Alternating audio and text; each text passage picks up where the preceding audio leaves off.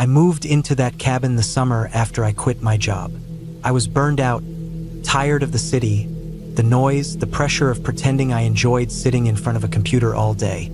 A friend of mine had a family cabin he never used, a place tucked away in the hills of northern Vermont, and he offered to let me stay there as long as I needed. It was old but solid, with thick wooden walls, a stone chimney, and a rusting metal roof that sang when it rained. It sat on a patch of land surrounded by maple and birch trees, far enough from town that I could go days without seeing another person. That was what I wanted: quiet, space, time to think. The cabin had one bedroom, a small kitchen, a fireplace, and a dusty attic. The attic had always creeped me out a little, even before anything happened. The ceiling sloped down sharply, and there was only one small window at the end, half covered with an old rag someone had tacked up years ago. The only way to get in was a set of narrow wooden stairs behind a door in the hallway. The previous owner had used it for storage, and my friend told me there might be some boxes and old furniture up there. I didn't think much of it at first. When I arrived, I spent the first couple of days cleaning. The place hadn't been used in years, so there was dust on every surface and mouse droppings in the corners. The water still worked, which surprised me, and the electricity was hooked up to a small solar array out back. It wasn't enough to power anything major, but it kept the lights on and the fridge running. I brought my groceries up in one trip, filled the cupboards, and told myself I'd stay at least a month, maybe longer if things went well. The first week passed quietly. I'd wake up, make coffee, sit on the porch with a book or a notebook, and just enjoy the stillness. I went for hikes through the woods, followed deer trails, picked wild blueberries. At night, I'd cook something simple, build a fire if it was cold, and sleep like I hadn't in years. The silence was total. Not even the hum of traffic. Just wind in the trees, the occasional call of a bird or coyote. Then, around the 8th night, I started noticing things. Small things at first. Food seemed to go missing. A pack of granola bars I could have sworn I hadn't touched yet was suddenly half empty. I found a dirty mug in the sink that I didn't remember using. A blanket I kept folded on the couch was bunched up like someone had lain there. I told myself I was just being forgetful. I'd been so out of sync in the city. Maybe I was just getting used to a slower pace. Still, I started double-checking things. I'd count the apples in the fruit bowl before bed and check again in the morning. I locked the doors even though no one was around for miles.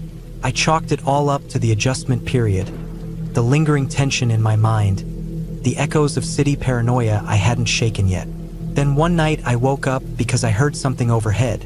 It was a soft creaking sound, like the floorboards above me were shifting. I lay there for a long time, holding my breath, listening.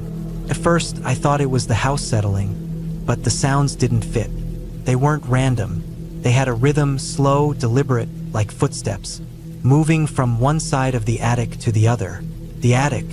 I stayed frozen in bed for maybe an hour, straining to hear more, but eventually everything went quiet. When the sun came up, I got up and walked through the cabin, checking every room. The front door was locked. The windows were shut. Everything was exactly as I'd left it. I went into the hallway and stared at the attic door. It was closed just like always. I reached for the handle, paused, then told myself not to be ridiculous. Probably mice, maybe raccoons in the walls. Still, I didn't open it that day. That night, the footsteps came back. Slower this time, more deliberate. I thought I heard something drag across the floor. A chair maybe. Something heavy being moved. I stayed in bed, my heart pounding so hard I could feel it in my fingertips. I didn't sleep. In the morning, I made coffee with shaking hands. The hallway felt darker than usual. I couldn't shake the feeling that someone was up there, above me, watching, listening. I stood in front of the attic door for a long time. Finally, I opened it. The stairs were narrow and dusty, the kind that creak no matter how careful you are. I climbed slowly, one step at a time, holding the railing like I expected it to give out. At the top, I pushed open the attic door. Light streamed in through the small window, lighting up the dust in the air. I scanned the room. There wasn't much. A few cardboard boxes stacked in the corner, an old wooden rocking chair, a broken dresser. The floor was scratched in places, the kind of marks you'd expect from moving furniture. I walked around, checking the boxes. Old books, some clothes, a rusted toolbox. Nothing out of place. No signs of animals. No footprints. No one hiding behind the furniture. I went back downstairs, feeling stupid. Maybe the house really was just settling. Maybe I'd been too keyed up to think clearly. Still, that night I locked the attic door. There was a bolt on the outside, and I slid it into place with a loud click that made me feel a little better. The noises stopped. For about a week, everything went back to normal. No missing food, no dirty dishes, no footsteps. I even started sleeping again. I kept the attic door bolted, and eventually, I stopped thinking about it. Then one morning I woke up, went to the kitchen, and the back door was open. Just standing wide open, like someone had walked in and not bothered to close it. I checked the lock, it hadn't been broken. I looked around the kitchen, 2 apples missing, a spoon on the counter, a dirty footprint on the floor. My chest tightened. I picked up the phone to call someone, my friend, the police, anybody. But then I stopped. What was I going to say? That someone had maybe eaten my apples? That I thought I heard footsteps a week ago? There was no proof. And besides, if someone was in the house, they were gone now. But I couldn't ignore it anymore. That afternoon, I searched the whole cabin again. Every corner, every drawer, every closet. I opened the attic door and went up again. This time, I noticed something different. The boxes had been moved. Slightly, but I could tell. One had been pushed back against the wall at an angle. I pulled it away and found a small gap in the wooden paneling behind it. A rough-cut square, about 2 feet wide, just big enough for a person to fit through. I reached in and felt cool air. Behind the panel was a crawl space. I shined my flashlight inside. First, I thought it was empty. Then I saw a blanket, plastic grocery bag, an empty water bottle, pair of torn shoes, crumpled wrappers. A smell hit me, sweat, old clothes, urine. Someone had been living in my attic. I backed out fast and went downstairs, heart hammering. I didn't know what to do. The thought of calling the police made me feel exposed. What if they couldn't come right away? What if he came back? I stayed awake that night with a kitchen knife in my hand, sitting on the couch with all the lights on. The next morning, I packed a bag and drove into town. I found a hardware store and bought a heavy-duty lock, nails, plywood, and motion sensor lights. I didn't care how paranoid it looked. I was done taking chances. When I got back, I installed the lock on the attic door, boarded up the crawlspace hole, and put lights around the perimeter of the cabin. I made sure every window was shut and every door sealed. Then I waited. That night, the lights came on around 2 a.m. I looked out the window and saw movement by the edge of the trees. A figure just barely visible. He stood there for maybe a minute, watching the cabin, then disappeared into the dark. He didn't come back the next night, or the night after, but I still couldn't sleep. I kept thinking about that crawl space, about how long he'd been there. Had he been up there while I showered, slept, ate? Had he ever come down while I was outside? Maybe just gone for a walk in the woods? The thought made my skin crawl. I stayed another week, watching, waiting, but nothing else happened. Finally, I called my friend and told him I was done. I left the cabin the next morning, locking the place behind me. I didn't tell him what happened. I just said I needed to get back to the city. Before I left town, I went to the sheriff's office and filed a report. I told them someone had been squatting in my attic, that I found signs of it. I gave them the location, told them about the crawl space. They took my statement, said they'd look into it. I never heard back. Months later, my friend called and said the cabin had been broken into. Nothing stolen, just some broken locks and signs someone had been sleeping there again. The police came out, looked around, but whoever it was had already gone. That was the last time anyone I know stayed at that cabin. To this day, I still think about the attic. The way the furniture had been moved, the food that disappeared, the open door, and I think about how easy it is to miss someone hiding right above you. Just a thin layer of wood between you and someone else's quiet life.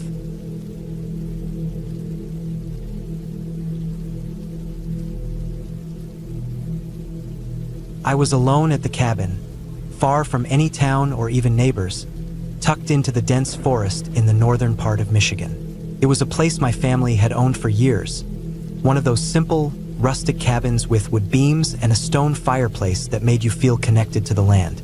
We came here every summer to get away from everything. I had stayed here by myself a few times before, but this time it felt different. I arrived late in the afternoon. The sun was starting to dip behind the treetops, casting long shadows across the clearing where the cabin sat. It was peaceful like usual, the kind of quiet that makes you feel like the whole world is holding its breath. The air smelled fresh, pine-heavy, and crisp, a perfect spot for a weekend of solitude. But something felt off, something in the back of my mind that I couldn't quite shake. After unloading my stuff, I took a moment to stand outside, just to breathe in the silence. There was no wind, no birds, nothing. It was a calm, eerie stillness that made my skin tingle. I figured I'd spend the evening settling in, starting a fire, and maybe just enjoying the serenity. After a quick dinner of soup I'd brought from home, I decided to go for a short walk around the cabin, just to stretch my legs after the drive. The forest around the cabin was dense, the trees close together with only small gaps between them. The ground was soft with layers of pine needles and moss, and the air was thick with the smell of wet earth. I walked down a small trail that led deeper into the woods, not far, just enough to take in the sights and sounds. But as I walked, I started to feel like I was being watched. It wasn't the usual feeling you get in the woods, the kind of awareness you might have if you're cautious or even slightly paranoid. This felt different, like there was something wrong. I couldn't put my finger on it, but it was a gnawing feeling, the kind that makes your hairs stand up, like your body is telling you that something is wrong, but it hasn't fully processed it yet. I kept walking, telling myself I was just being paranoid. It was a common feeling, especially when you're alone in the woods. The sounds around me seemed normal, the rustling of leaves, the occasional crack of a branch, but there was something else, too. A low, distant sound, like something big moving through the underbrush. It was subtle at first, but it started to get louder, closer. My heart began to beat a little faster. I stopped and listened, my breath catching in my throat. There was no breeze, no wind. Everything was still except for that sound. It was deliberate, slow, like something was following me, moving with purpose. I started to head back to the cabin. The feeling of being watched was getting stronger, and I was starting to hear faint snapping noises from the direction I had just come. My pace quickened, and when I finally reached the clearing where the cabin stood, I could hear something moving just behind me in the trees. I didn't look back, but I felt it. Presence. Something heavy and wrong. I practically ran the rest of the way to the cabin and slammed the door behind me. My hands were shaking as I locked it. I took a deep breath, trying to calm myself, telling myself it was nothing. Maybe it was a bear or a large deer, but the hairs on the back of my neck were still standing up. That night, as I sat by the fire, I kept hearing noises outside, branches breaking, something large moving through the trees.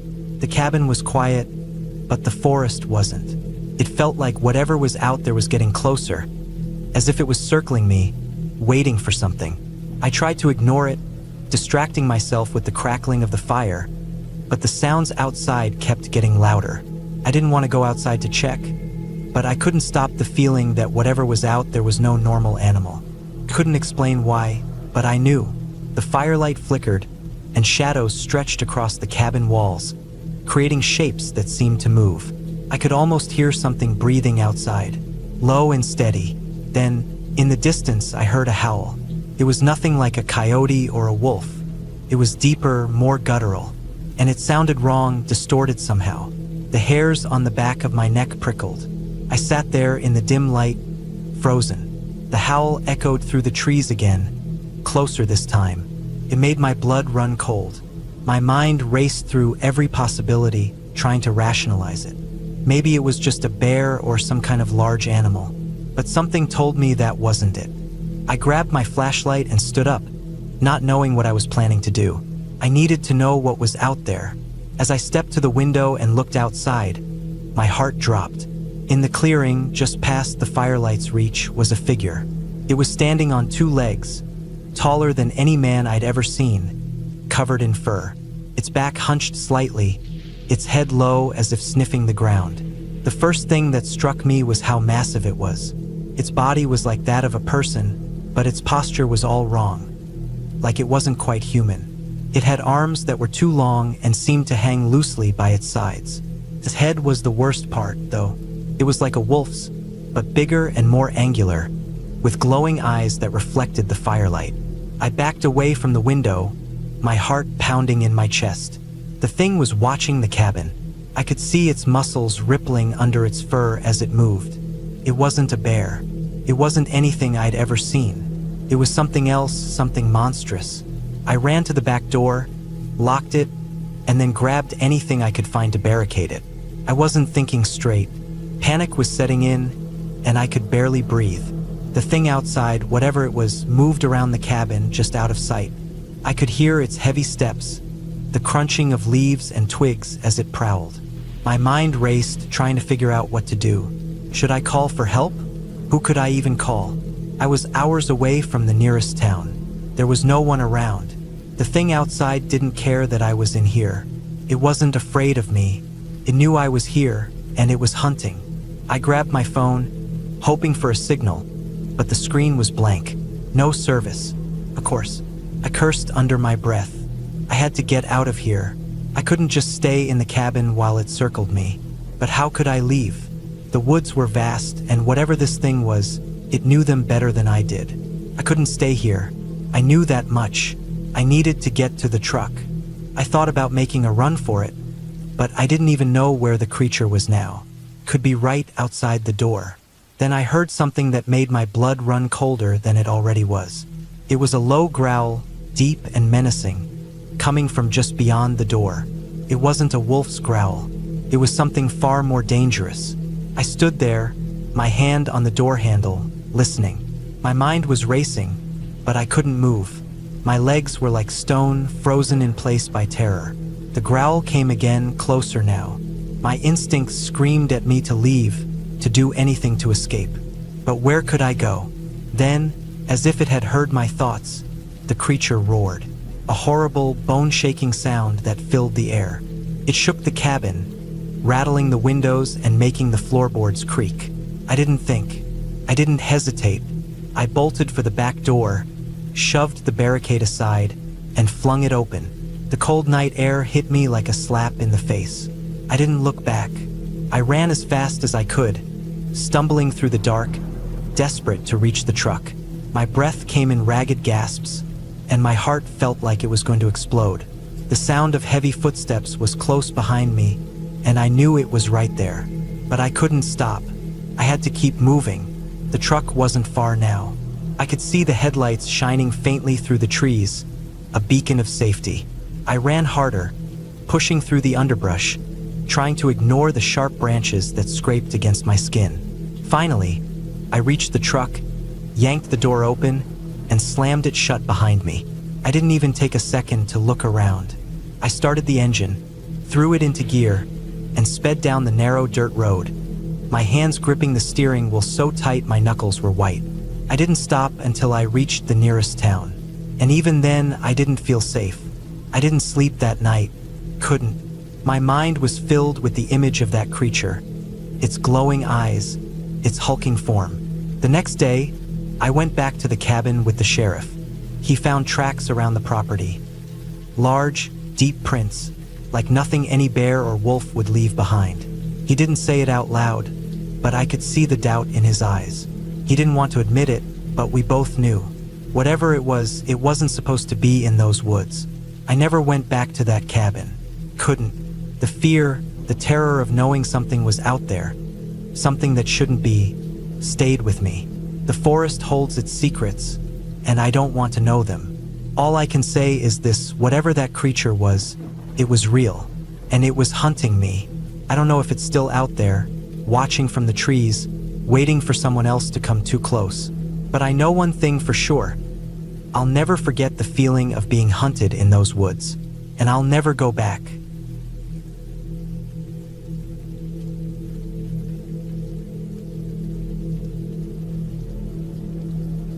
It was meant to be a quiet weekend.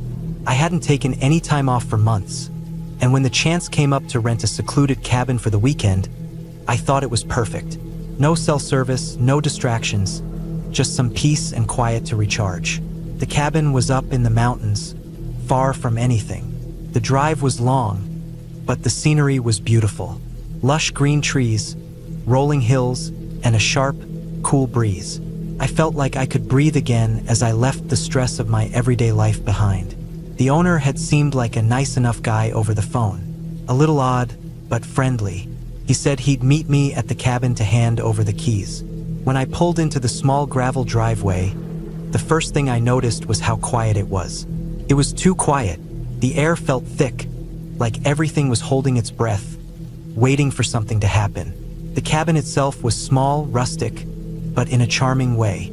The exterior was weathered, the wood gray and worn, but it had character. I saw a man standing on the porch, an older guy, probably in his late 50s.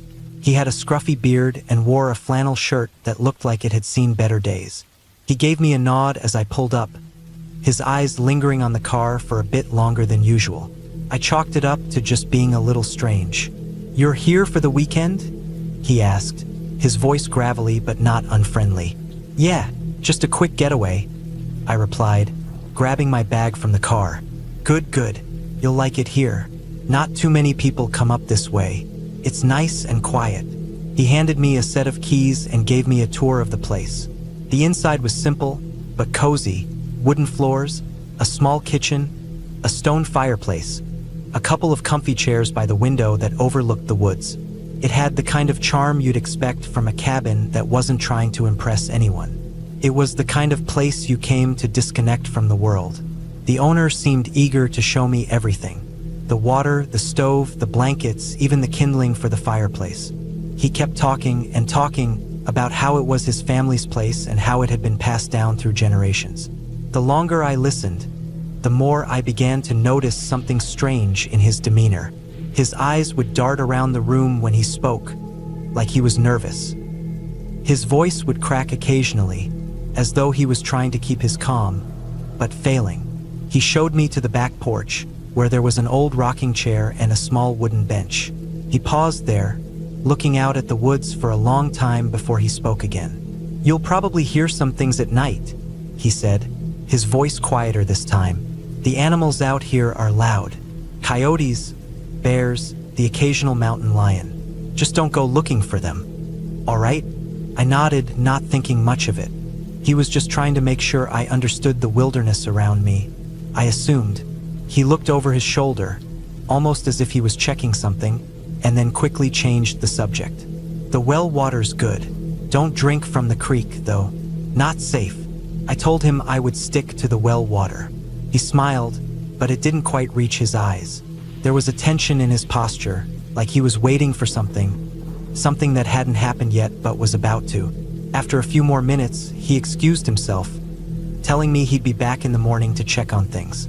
I didn't think much of it, but when he turned and walked back down the gravel path, I felt a strange unease settle in my stomach. It wasn't anything specific, just an instinct that told me something wasn't right. I spent the evening settling in, making a fire and unpacking my things. The cabin had a strange smell to it, old wood mixed with the faint scent of mildew. It didn't bother me too much, but it was definitely there. As the sun dipped behind the mountains, the woods became alive with sounds. The chirping of insects, the rustling of leaves, and the occasional distant howl of a coyote. It was peaceful, but there was something eerie about it. Something that made me keep glancing over my shoulder, half expecting to see eyes watching me from the trees. By nightfall, the cabin felt colder than it should have been. I tossed another log on the fire, but it didn't seem to warm the room much. I wrapped myself in a blanket and sat by the window, looking out into the pitch-black night. The darkness in the woods was thick, almost oppressive. It felt like the trees were closing in on the cabin, creeping closer as the minutes passed. Around midnight, I heard a faint sound from outside. At first, I thought it was just the wind, but then it came again, soft, like footsteps on gravel. I froze, my heart hammering in my chest. I didn't think anyone was supposed to be out there. The owner had left hours ago, and I hadn't seen any other cars on the road. I got up and tiptoed to the door, peering through the small crack in the curtain. My eyes scanned the darkness, but I couldn't see anything. The noise stopped as suddenly as it had started. I waited, listening, but there was nothing, just the distant calls of coyotes. I shrugged it off and went back to the fire. I told myself it was probably an animal, a deer, maybe, or some other creature moving through the woods. It wasn't anything to worry about.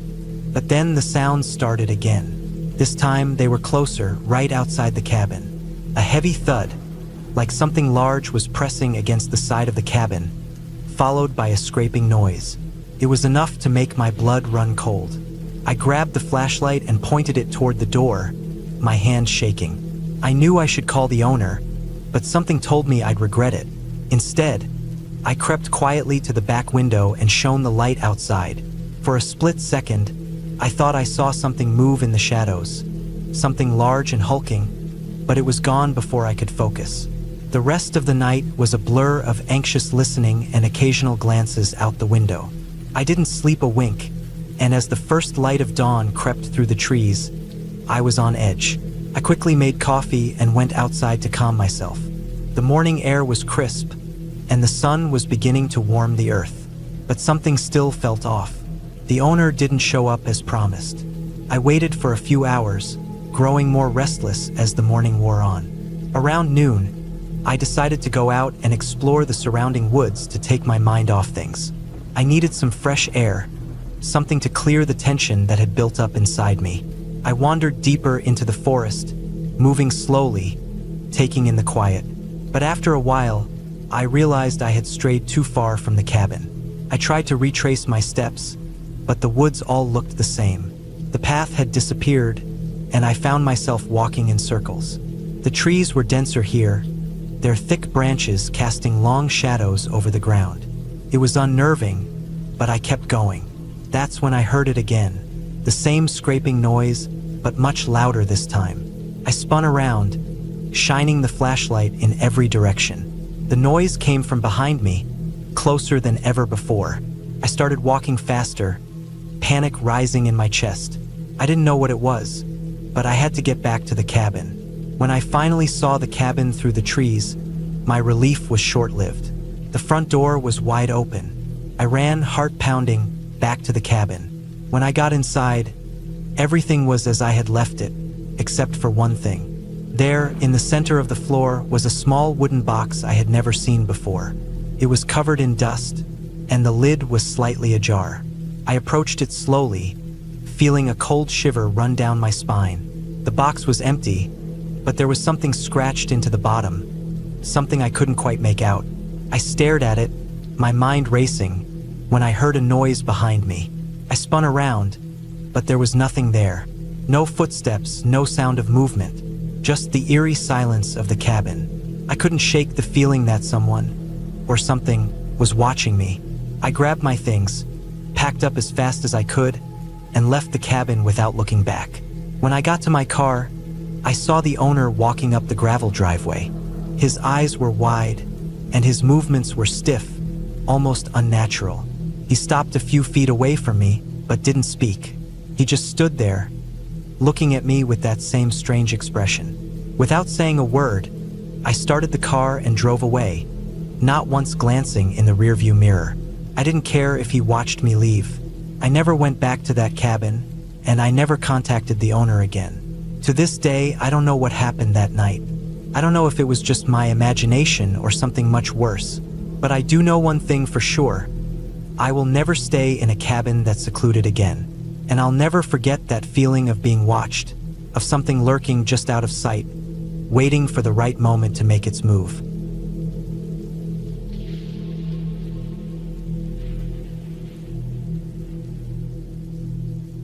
I woke up to the sound of the wind howling through the trees outside. The little cabin I was staying in creaked as if it was settling deeper into the ground. It had been a long day of hiking, and I was grateful for the warmth inside. The small fire crackling in the hearth was the only source of light. I pulled the thick blanket tighter around me and tried to ignore the slight unease gnawing at the back of my mind. I'd always loved being out in the wilderness, but something about being so far away from any other human felt different this time. The cabin was tucked into a valley high in the mountains. It wasn't on any marked trail, and the only way to reach it was by a narrow, winding road that looked like it had been abandoned for years. I'd found the place online, a hidden getaway where people could get away from it all. No neighbors, no interruptions, just solitude. First, it sounded perfect, but now the quiet felt too quiet, and the isolation felt heavier than I expected. I had been here for 3 days, and it was on the second night that I started hearing things. At first, it was the usual forest noises, the rustling of animals in the underbrush, the occasional crack of a branch in the distance. But then there were the strange sounds. They started late at night, after the sun had gone down and the world seemed to fall into a deeper kind of silence. The first noise I heard was what I thought was a growl, but it was distant, so I figured it was just a bear or some other animal. I'd read about mountain lions in the area, but they were rare. They stayed far away from human settlements, or so I thought. But the sounds kept coming. Low growls, like something was pacing outside the cabin. I didn't pay much attention at first, but as the second night wore on, I started to feel something was wrong. I checked the windows, but I saw nothing. The forest around the cabin was dense, and the only light came from the fire inside. There was no moon, and the world outside felt like a black void. On the third night, I woke to something different, a tapping at the door. It was faint at first, almost like a knock, but irregular. I froze, my heart hammering in my chest. I'd heard stories of animals pawing at doors in the middle of the night, but I didn't want to believe it. My first instinct was to get up and check, but something stopped me. I felt a coldness in the air, a sharp awareness that something was watching. The tapping continued, getting louder and more insistent. It wasn't an animal. It was something deliberate. I lay still, trying not to breathe too loudly. The noise stopped suddenly, and the silence that followed was thick, suffocating. I dared not move, not even to glance toward the door. I don't know how much time passed before I heard it again. This time, the noise came from the side of the cabin. A soft scrape, like something moving along the wooden wall. I didn't know what it was. Maybe a deer or a large raccoon, or perhaps something larger, something more dangerous. I didn't want to think about it. The silence returned, but I couldn't sleep. Every rustle of the wind outside felt like a warning. Every creak of the cabin's old beams seemed amplified in the stillness. I stayed up, waiting, listening for any hint of movement. Hours passed, and I finally drifted into a restless sleep, only to wake up to the unmistakable sound of something heavy moving through the woods outside. I sat up in bed, my heart racing, my skin tingling with dread. There was something out there, something large, something dangerous. I had no idea how close it was, but the sound was unmistakable. It wasn't a deer, it wasn't a bear. It was the heavy, deliberate steps of something much bigger, a mountain lion. I knew it. I grabbed the flashlight from the table next to my bed and flicked it on, pointing it toward the window. The beam sliced through the dark, revealing nothing, just trees, shadows, and the dim outline of the ridge beyond. The footsteps had stopped, but I couldn't shake the feeling that I wasn't alone anymore. I could hear my breath, shallow and quick, the only sound in the otherwise quiet cabin. I tried to convince myself it was nothing, that it was just my mind playing tricks on me, but deep down, I knew something was wrong. I had to do something. I couldn't just sit here and wait. I moved toward the door, my steps slow and calculated, as if the very act of making noise might attract whatever was outside. When I reached the door, I hesitated. I could feel the weight of the night pressing in on me. The wind had picked up, howling through the trees again, but I wasn't fooled. It was the stillness between the gusts that bothered me. There was nothing out there but silence, and that was the worst part. I grabbed a heavy stick I had propped by the door for emergencies and opened the door just a crack. The moment I did, I could smell it, the sharp, musky odor of a predator. My stomach turned. I didn't want to look, but I couldn't stop myself. I looked out into the darkness, the beam of the flashlight cutting through the blackness. For a moment, I saw nothing, just trees and more trees. And then, Out of the corner of my eye, I caught a glimpse of movement, a shadow, a flash of tawny fur. My heart skipped a beat. I slammed the door shut, my hands shaking as I locked it. I pressed my back against it, trying to steady my breathing, trying to calm myself. But I knew deep down that it was too late. The mountain lion had seen me. I spent the rest of the night awake, my mind racing with thoughts of what I should do. Should I leave? Should I try to make a run for it in the morning? I didn't know. Every plan I came up with seemed worse than the last.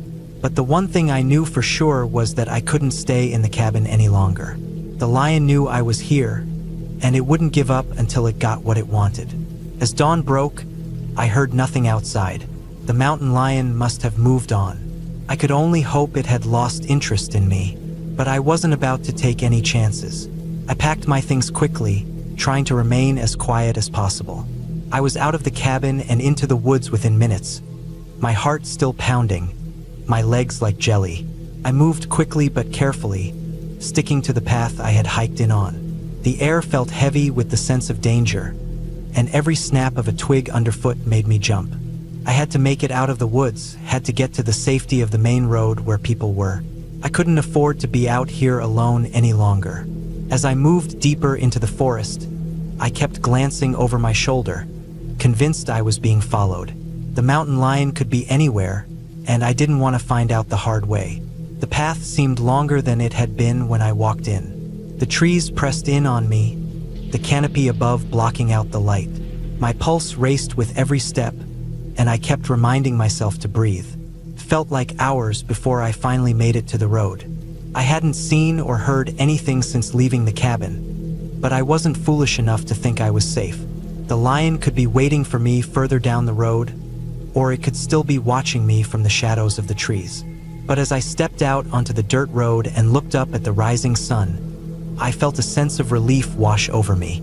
I wasn't going to die in that cabin. I took a deep breath and kept moving. My legs were sore, my body exhausted, but I knew I had to keep going.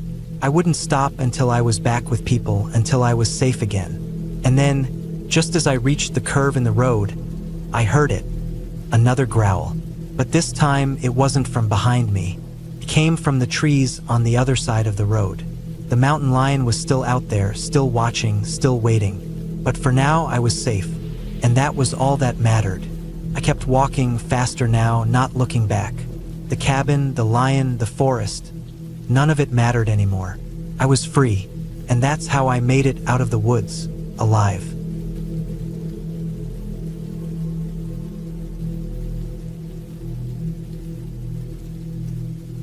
I had been planning the cabin trip for weeks. A weekend getaway to disconnect from everything. A time to relax in the middle of nowhere, where the only thing that mattered was nature. The cabin was old, built by my grandfather, and it stood at the edge of a dense forest. It was surrounded by tall trees with a few wildflowers growing in the clearing around it, and a small creek running through the back. The kind of place where the world seemed far away, where no one could reach you. I arrived late Friday afternoon, the sun hanging low in the sky, casting a golden glow across the land. The air smelled of pine, earth, and something crisp, like autumn was creeping in early. The first thing I did when I arrived was make sure everything inside the cabin was in order. No leaks, no busted windows, and no sign of any animals trying to get in. It had been a while since anyone had used the cabin, and it needed a little tidying up.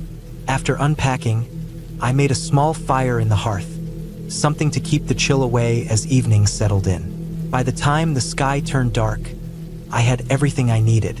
A warm meal of canned soup and crackers, a book to read, and a comfortable spot by the fire. The wind outside was picking up, howling through the trees, but inside, I was safe. The cabin was sturdy, built to withstand the elements. I didn't mind the wind.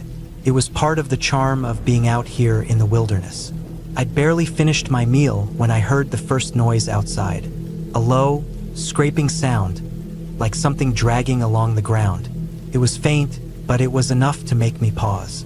I stood up slowly and walked over to the window, peering out into the night. Nothing. The trees swayed gently in the wind, and the creek bubbled softly in the distance. but the sound, whatever it was, had stopped. I shrugged it off. Could have been a raccoon, or maybe a deer brushing against the trees. No big deal. I sat back down and tried to relax. The night passed quietly after that. I read for a while, the fire crackling beside me, and then went to bed. The bed was an old wooden frame with a thick, worn quilt covering it. The pillows smelled faintly of cedar and the outdoors, a comforting scent. I lay there, listening to the sounds of the forest around me, the wind, the occasional rustle of leaves, and the distant calls of nocturnal creatures. It was peaceful, but also a bit eerie in its solitude. Sometime in the middle of the night, I woke up to a noise outside. It wasn't the usual wind or rustling of leaves. It was something heavier, something deliberate. It was a thud, then another, the sound of something large moving through the underbrush. My heart began to beat faster, and I strained my ears, trying to make sense of the noise. It wasn't close, but it was too close for comfort. A bear? I wasn't sure, but the sound of something that big moving through the woods made my stomach twist in knots. I held still in bed, waiting for the sound to stop, but it didn't. The thuds grew louder, closer. Something was definitely coming this way. I thought about the cabin, about the thin walls and the big windows. Not much to stop a bear if it decided to try and get inside. I had read stories about bears breaking into cabins, curious about food or simply wandering through. The noise stopped for a moment, and I exhaled a shaky breath. I told myself it was nothing, maybe just a deer or a wild boar.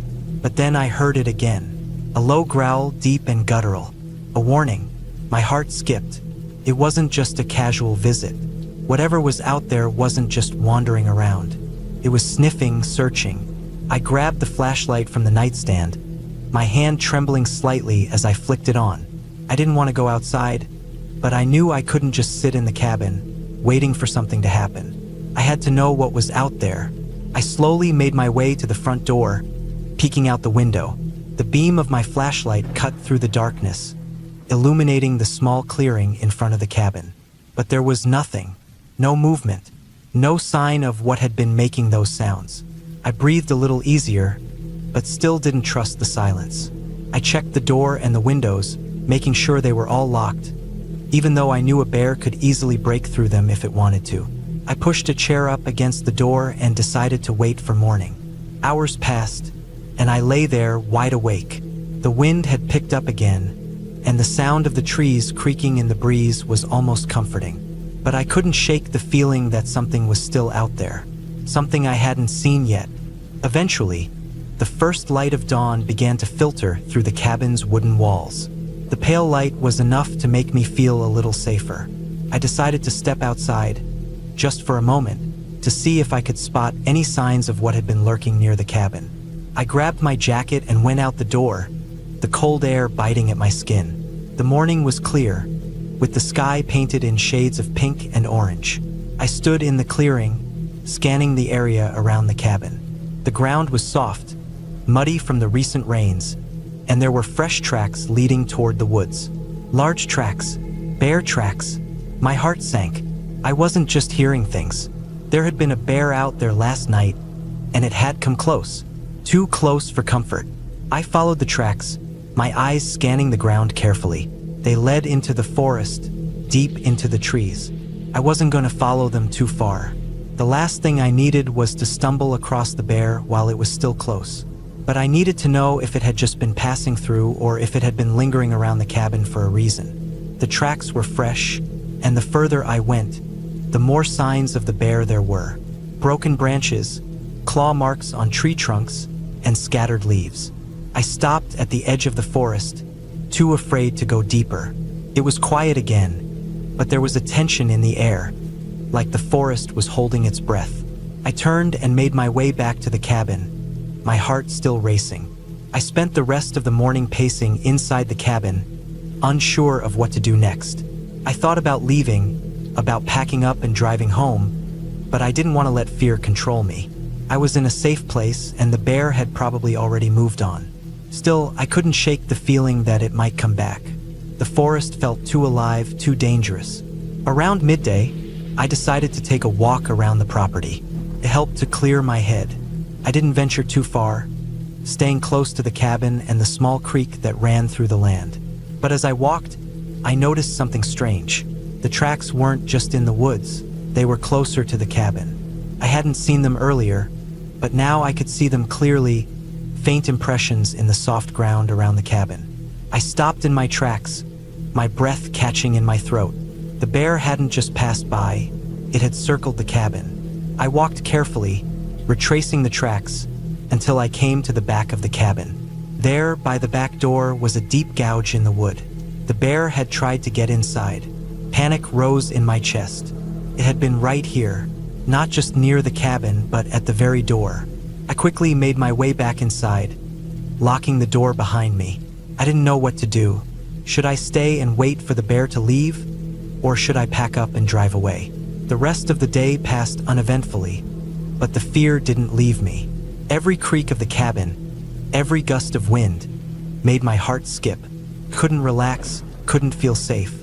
It was like the bear was still out there, watching, waiting. That night, I stayed up late again, keeping watch, the rifle within reach. I didn't know what I was expecting. A bear wouldn't exactly knock on the door, but I couldn't help myself. I couldn't shake the fear that I wasn't alone. At some point, I must have dozed off because when I woke up, the room was dark and the wind had died down. I didn't hear anything outside, just silence. For the first time in days, I felt a little at ease. I told myself that the bear had probably left, that it was long gone by now. I could breathe again. The next morning, the sun was bright, and the world felt a little safer. I packed my things, not wanting to overstay my welcome. I wasn't going to let the bear ruin my weekend, but I also didn't want to test my luck. As I loaded up my car, I took one last look at the cabin, at the quiet forest surrounding it. The tracks were gone. The signs of the bear's visit faded. I pulled out of the driveway and drove away, my heart still racing from the events of the past few days. The forest was peaceful again, the danger past. But I knew one thing for sure: I wouldn't be coming back anytime soon.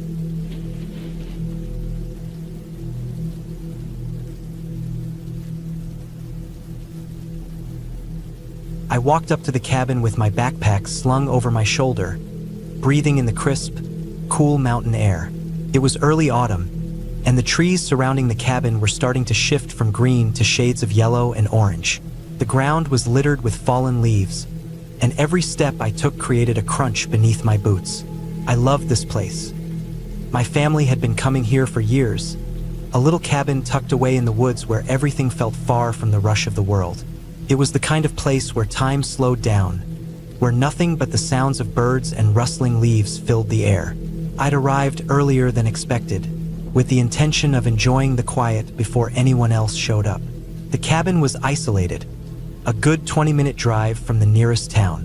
The only neighbors were a few scattered cabins on the opposite side of the ridge, and even then, you'd be hard-pressed to find another soul wandering around here. This was the place to get away from everything. As I stepped onto the porch, I felt the familiar weight of solitude settle in. The cabin was small, just a single room with a stone fireplace, a kitchen tucked into the corner, and a loft that could sleep four if you didn't mind sharing space. It wasn't much, but it was perfect. I threw my bag onto the bed and took a look around. There were no signs of anyone else yet, so I decided to take a walk around the property before settling in. The trail behind the cabin led into the woods, winding its way deeper into the forest. I followed the path as it curved around the back of the cabin, the crunch of leaves underfoot my only company.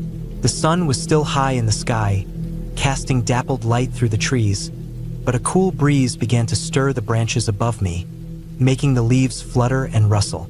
It was peaceful, the kind of quiet you could only get in the woods when there was no one around to disturb it. I kept walking, letting my thoughts drift as I made my way deeper into the woods.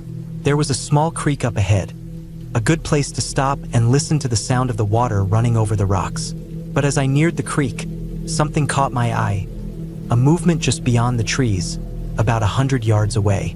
I stopped and squinted, trying to make sense of what I was seeing. At first, I thought it was a trick of the light, but then I saw it again, a shape moving slowly through the trees. It was a deer, but something about it was off.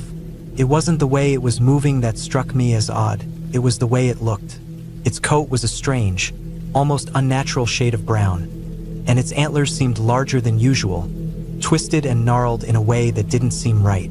The deer's eyes glowed a pale yellow, not the usual dark brown I was used to seeing. I couldn't take my eyes off it. I wasn't sure why, but there was something deeply unsettling about it. I took a step back, feeling a shiver run down my spine. The deer didn't seem to notice me, or if it did, it wasn't bothered. It continued to move slowly, its head low, as if it was grazing on something I couldn't see. But then, without warning, it lifted its head and locked eyes with me. The moment it did, I felt a sudden wave of unease wash over me. It was like the air around me thickened, and my heart started to race. The deer didn't blink, its gaze steady and unblinking. I took a step back, not sure why I felt so threatened.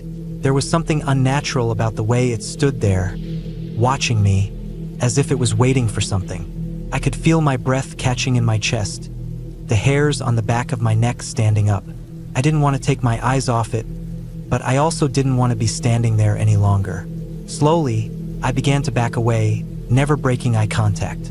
The deer didn't move, just stood there, its gaze never wavering. The more I backed up, the more uncomfortable I felt, like it was drawing me in, somehow forcing me to stay. But I kept walking backward, eventually turning and breaking into a slow jog to put some distance between me and the creature. I made my way back to the cabin as quickly as I could, my mind racing with confusion. What had just happened? Was I imagining things? I tried to shake it off, but the feeling lingered, a sense of dread settling over me like a thick fog. When I reached the cabin, I locked the door behind me and stood there for a moment, trying to collect myself. I was shaking, but I couldn't understand why. It was just a deer after all. I decided to call it a night, grabbing a book from my bag and settling into the small armchair by the fireplace. The fire crackled softly, the warmth from the flames contrasting with the chill in the air outside. But as I sat there, trying to distract myself, I couldn't shake the feeling that something was wrong. The woods felt too silent, too still, like the calm before a storm. My thoughts kept returning to the deer, to its strange appearance and the way it had watched me. The night wore on, and the feeling of unease didn't let up. I eventually climbed into bed, but sleep didn't come easily. Every sound outside made me tense. Every creak of the cabin's wooden frame felt too loud, too ominous. I kept wondering if I had imagined the whole thing, but I knew deep down that it hadn't been a trick of the light. I'd seen what I had seen, and it had unsettled me in a way I couldn't explain. Around 3 a.m., I was jolted awake by the sound of something tapping against the window. My heart leapt in my chest, and I lay there, frozen, straining to listen. It was faint but unmistakable, the sound of something lightly tapping against the glass. I slowly turned my head toward the window, my breath shallow. There was no light outside, just the blackness of the woods, but I could have sworn I saw movement out there. I slid out of bed and crept toward the window, trying to be as quiet as possible. My hand was shaking as I reached for the curtain and pulled it back just a little. What I saw made my stomach drop. The deer was standing right outside the window, just a few feet away. Its eyes glowed faintly in the darkness, and it was staring directly at me. I couldn't see its body clearly, just the shape of its head and those eyes, unblinking and eerie. It was too still, too calm. It didn't make a sound, didn't move. It just watched. I stepped back, my breath coming in short, panicked gasps. What the hell was going on? Why was it so close? Why was it here in the middle of the night? I knew I had to do something, but what? My mind raced, but no answer came. The deer stayed there for what felt like an eternity, and just when I thought I couldn't take it anymore, it turned its head slowly to the side, as if finally deciding to move. But instead of walking away, it simply turned and walked around the cabin, disappearing into the darkness. I stood there, frozen, watching the spot where it had been. The cabin was deathly silent, and I was left with the pounding of my own heart in my ears. Had it been a warning? A strange, unnerving coincidence? Or something else? The rest of the night passed in a haze of restless sleep, but by morning, I was exhausted and on edge. The deer didn't return, and for the rest of my stay, I didn't see it again. But every time I stepped outside, I couldn't shake the feeling that it was still out there, watching. Even as I packed up to leave, I felt its presence lingering in the back of my mind. I've been back to the cabin since then, but every time I walk through the woods, I keep my eyes peeled. The deer never showed up again, but I can't forget the way it had looked at me, as if it knew something I didn't. Maybe it was just a deer, but part of me wonders if it was something more, something that had no business being so close, so aware. I still don't know what it was, but I'm not sure I want to find out.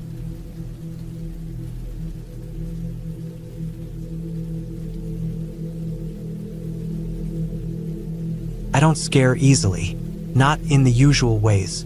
I've spent enough nights alone in the woods to know that most of the noises people freak out over are just raccoons, wind through the trees, or maybe a deer stepping over dead leaves. I've hiked solo in bear country, camped in freezing rain, and even had a coyote sniffing around my tent once while I pretended to be asleep. But what happened at that old cabin in late October still makes my chest tighten whenever I think about it. It wasn't ghosts or monsters or any of that storybook stuff. It was something real, something I still can't explain, but I know what I saw, and I know what I felt. The cabin belonged to an older guy I knew from a trail maintenance crew I volunteered on during the summers. He built it himself decades ago, deep in the northern woods near the Canadian border.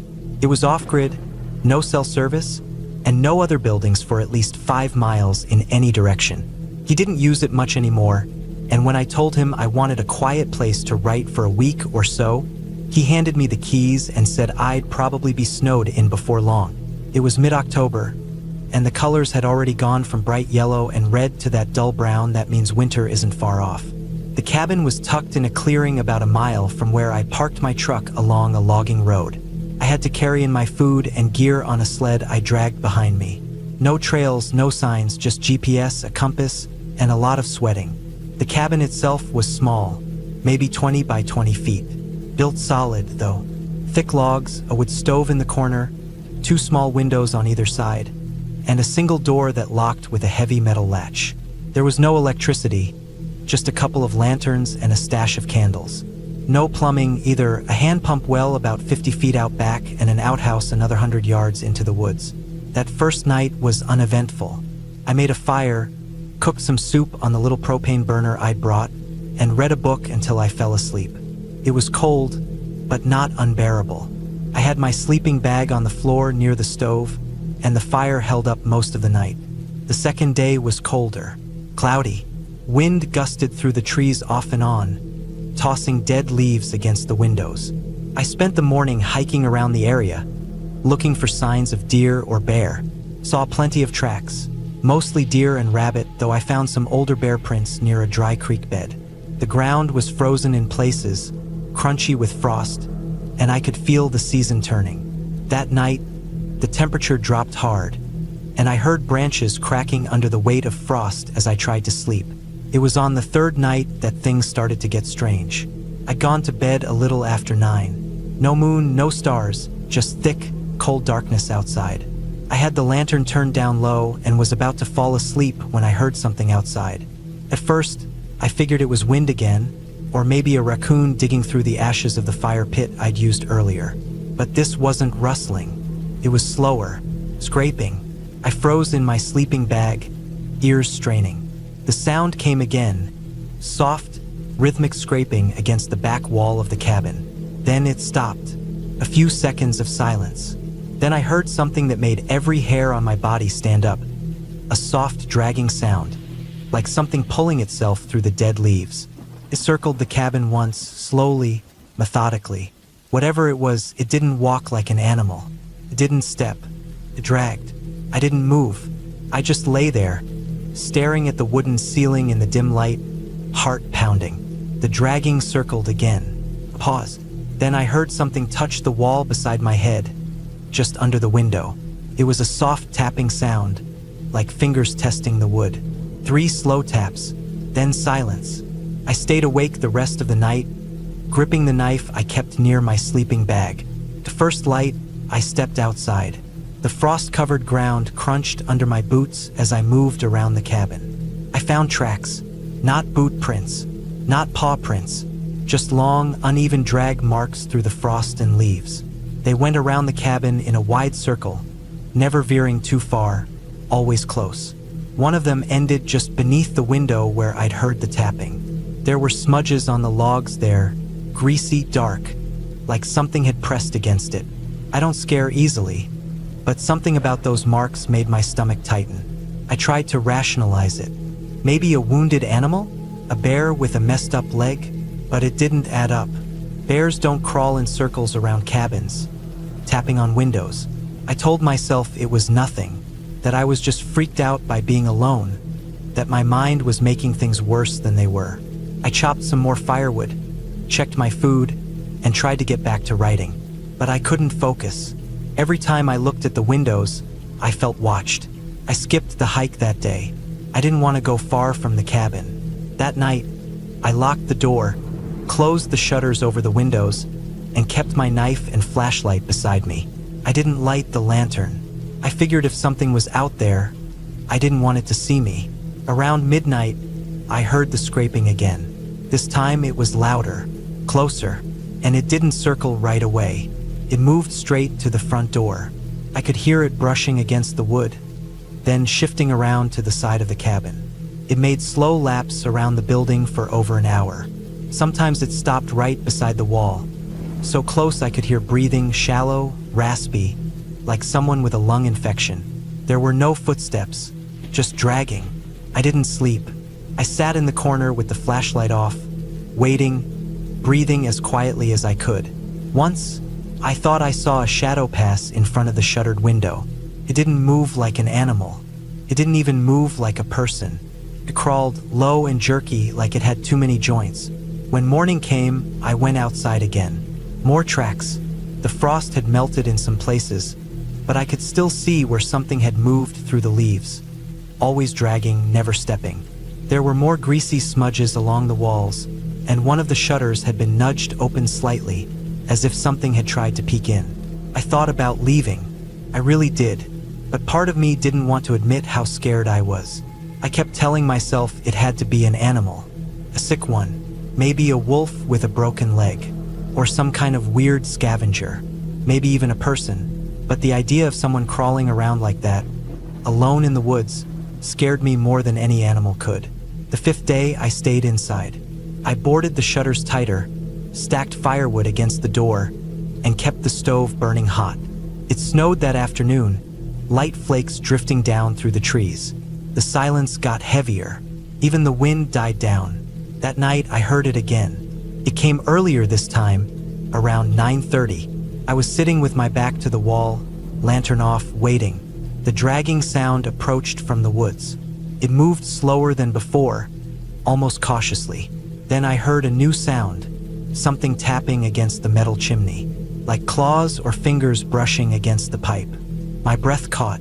The stove was hot, and the metal would have burned anything that touched it. I heard a hiss, like something pulling back quickly. Then the scraping resumed, circling the cabin again. I could hear it getting bolder. It tapped on the walls in different places like it was testing them. At one point, it climbed onto the porch. I could hear the boards creaking under its weight. Not heavy, but not light either. Then something brushed against the door.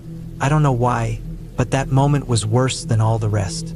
The sound of whatever it was just pressing its weight against the door. Not pounding or scratching, just pressing, as if it was testing whether it could come in. Stayed like that for a long time. I sat frozen, gripping the knife so tight my knuckles hurt. Then it moved again, slowly, back into the woods. I didn't sleep. First light, I packed. I wasn't going to spend another night there. I shoved everything I could into my pack, threw the rest onto the sled, and headed out. Snow was coming down hard, and the sled dragged slower through the wet leaves and slush. My boots were soaked within an hour, and the wind picked up as I moved through the trees. I didn't stop. I didn't look back. When I reached the spot where I'd left my truck, I saw fresh tracks leading across the logging road, same dragging pattern. They crossed from the woods behind me to the other side, disappearing into thick brush. I unlocked the truck, threw everything in the bed, and left without strapping down the gear. I didn't tell anyone, not at first. I cleaned the truck, threw out the food, and left my gear in the garage for weeks without touching it. Part of me kept checking the door at night, waiting to hear that dragging outside. But it never came. Months passed. I finally reached out to the guy who owned the cabin. I asked him if he'd ever had anything strange happen out there. He paused a long time before answering, then just said that animals get weird when winter's close, and sometimes it's better to stay in town. I never went back. I thought about it, even drove out that way once last spring, but stopped 10 miles short. Something about those woods feels wrong now. I still don't know what it was. Maybe a person, messed up on drugs or living wild in the woods.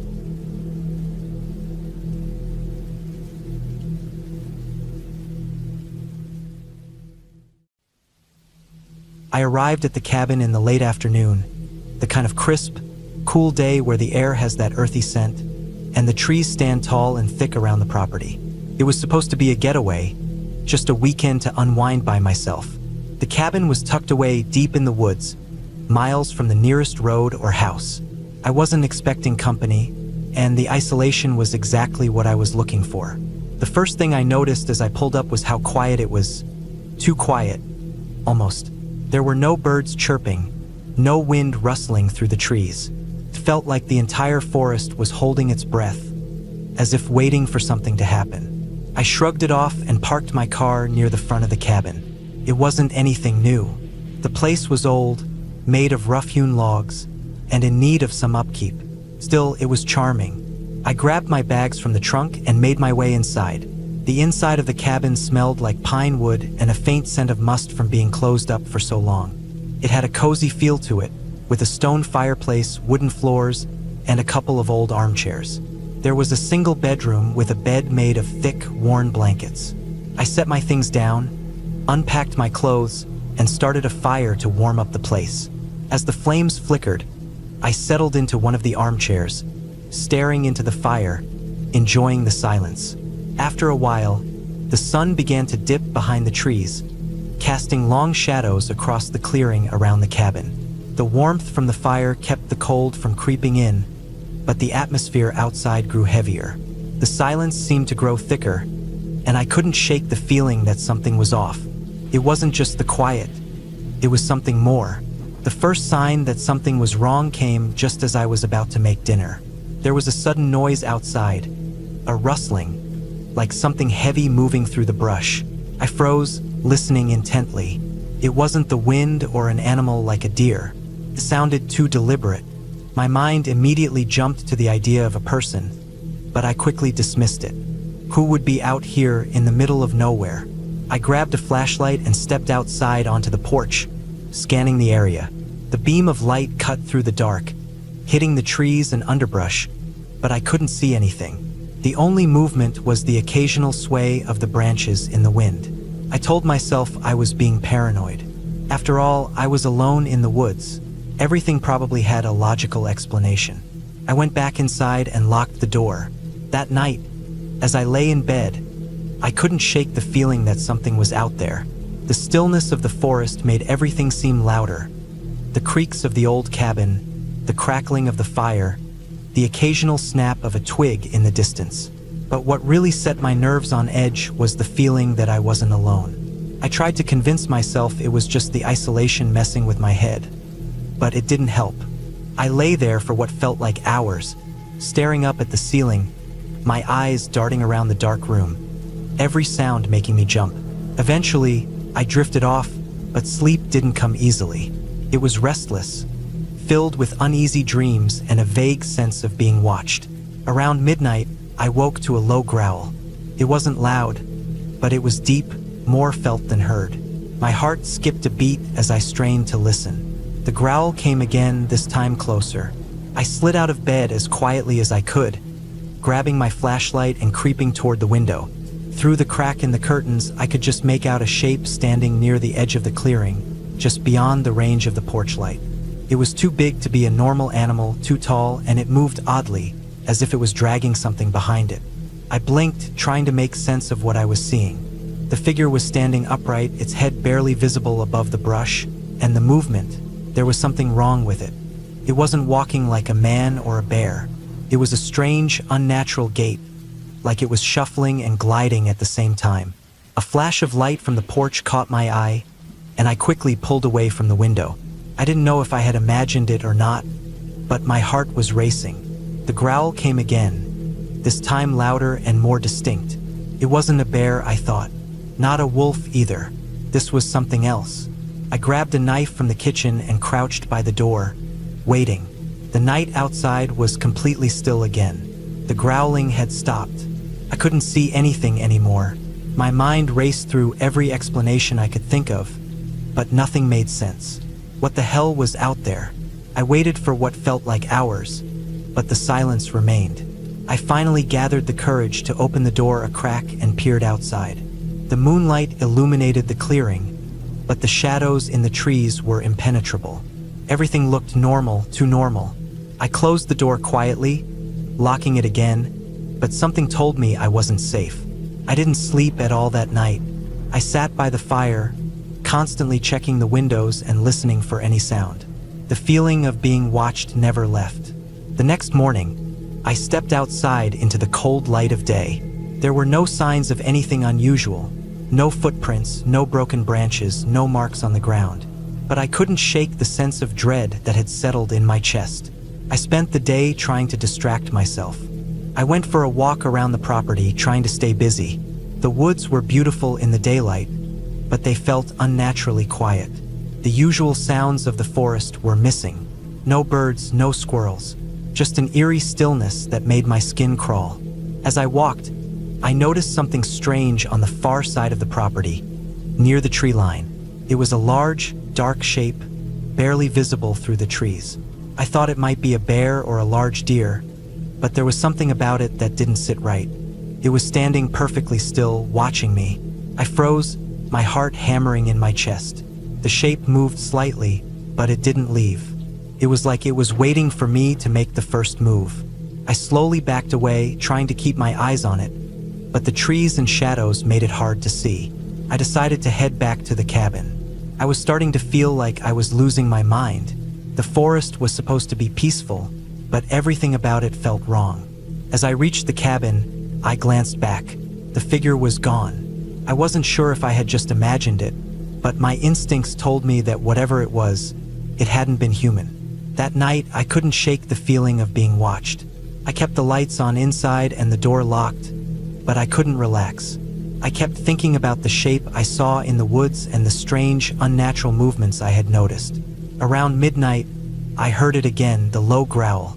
It was closer this time, coming from the woods just outside the cabin. I grabbed my flashlight and moved toward the door, my hands shaking. This time, I wasn't just going to wait around. I wasn't going to let whatever it was catch me off guard. I opened the door and stepped outside cautiously, scanning the dark woods. I couldn't see anything, but the growling continued, coming from the trees. The sound seemed to be moving toward me, and I could hear heavy footsteps crunching through the leaves and underbrush. I started backing up, trying to get to the car. I could hear the growl now, so close that I could almost feel the vibrations in the air. I turned, shining the flashlight in every direction. Then I saw it. It wasn't a bear. It wasn't a wolf. It was taller than any animal I'd ever seen, with dark fur and glowing eyes. Its body was like a man's, but twisted, hunched, with elongated limbs and claws that scraped against the ground. The creature's head was wolf-like, with a muzzle full of sharp teeth. I froze, my breath catching in my throat. For a moment, it just stood there, watching me with those glowing eyes. Then, without a sound, it moved. I sprinted toward my car, adrenaline pushing me faster than I ever thought I could run. I fumbled for my keys, nearly dropping them in my panic. I threw myself into the car and slammed the door shut, my hands shaking so badly I could hardly start the engine. The growl echoed in the distance as I drove away, not daring to look back. I didn't stop until I reached the nearest town, several miles away, where I pulled into a gas station and just sat there for a while, my heart still pounding in my chest. I didn't go back to the cabin. Couldn't. Something in the woods had been waiting for me, and I knew that if I stayed, I wouldn't make it out alive. I didn't want to know what it was. I just knew it was real, and it wasn't something I ever wanted to encounter again.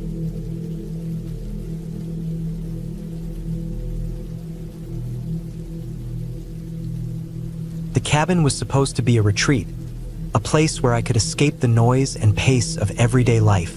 Tucked deep in the woods, miles from the nearest neighbor, the small structure sat on the edge of a quiet lake. It was modest, nothing fancy, just a wooden A-frame with a sloping roof that had weathered many seasons. The porch, with its creaky swing, looked out over the water, which was usually so still that it mirrored the towering pines and the sky above perfectly. I had come here before, for weekends and short stays, but this was the first time I'd spent a week alone. The journey to the cabin was as isolated as the cabin itself. The last stretch of road leading to it was more of a dirt trail than a proper road. The engine of my truck bounced over ruts, and the smell of pine filled the air. I had arrived in the late afternoon, just as the sun began its slow descent behind the mountains. The cabin was empty, as it always had been since my grandfather passed, leaving it to me in his will. I had never thought much of it, just a quiet retreat. But after the week I had in the city, I needed it more than ever. The air was cool as I unloaded my truck, and I took a deep breath, relishing the quiet. Felt good to be out here.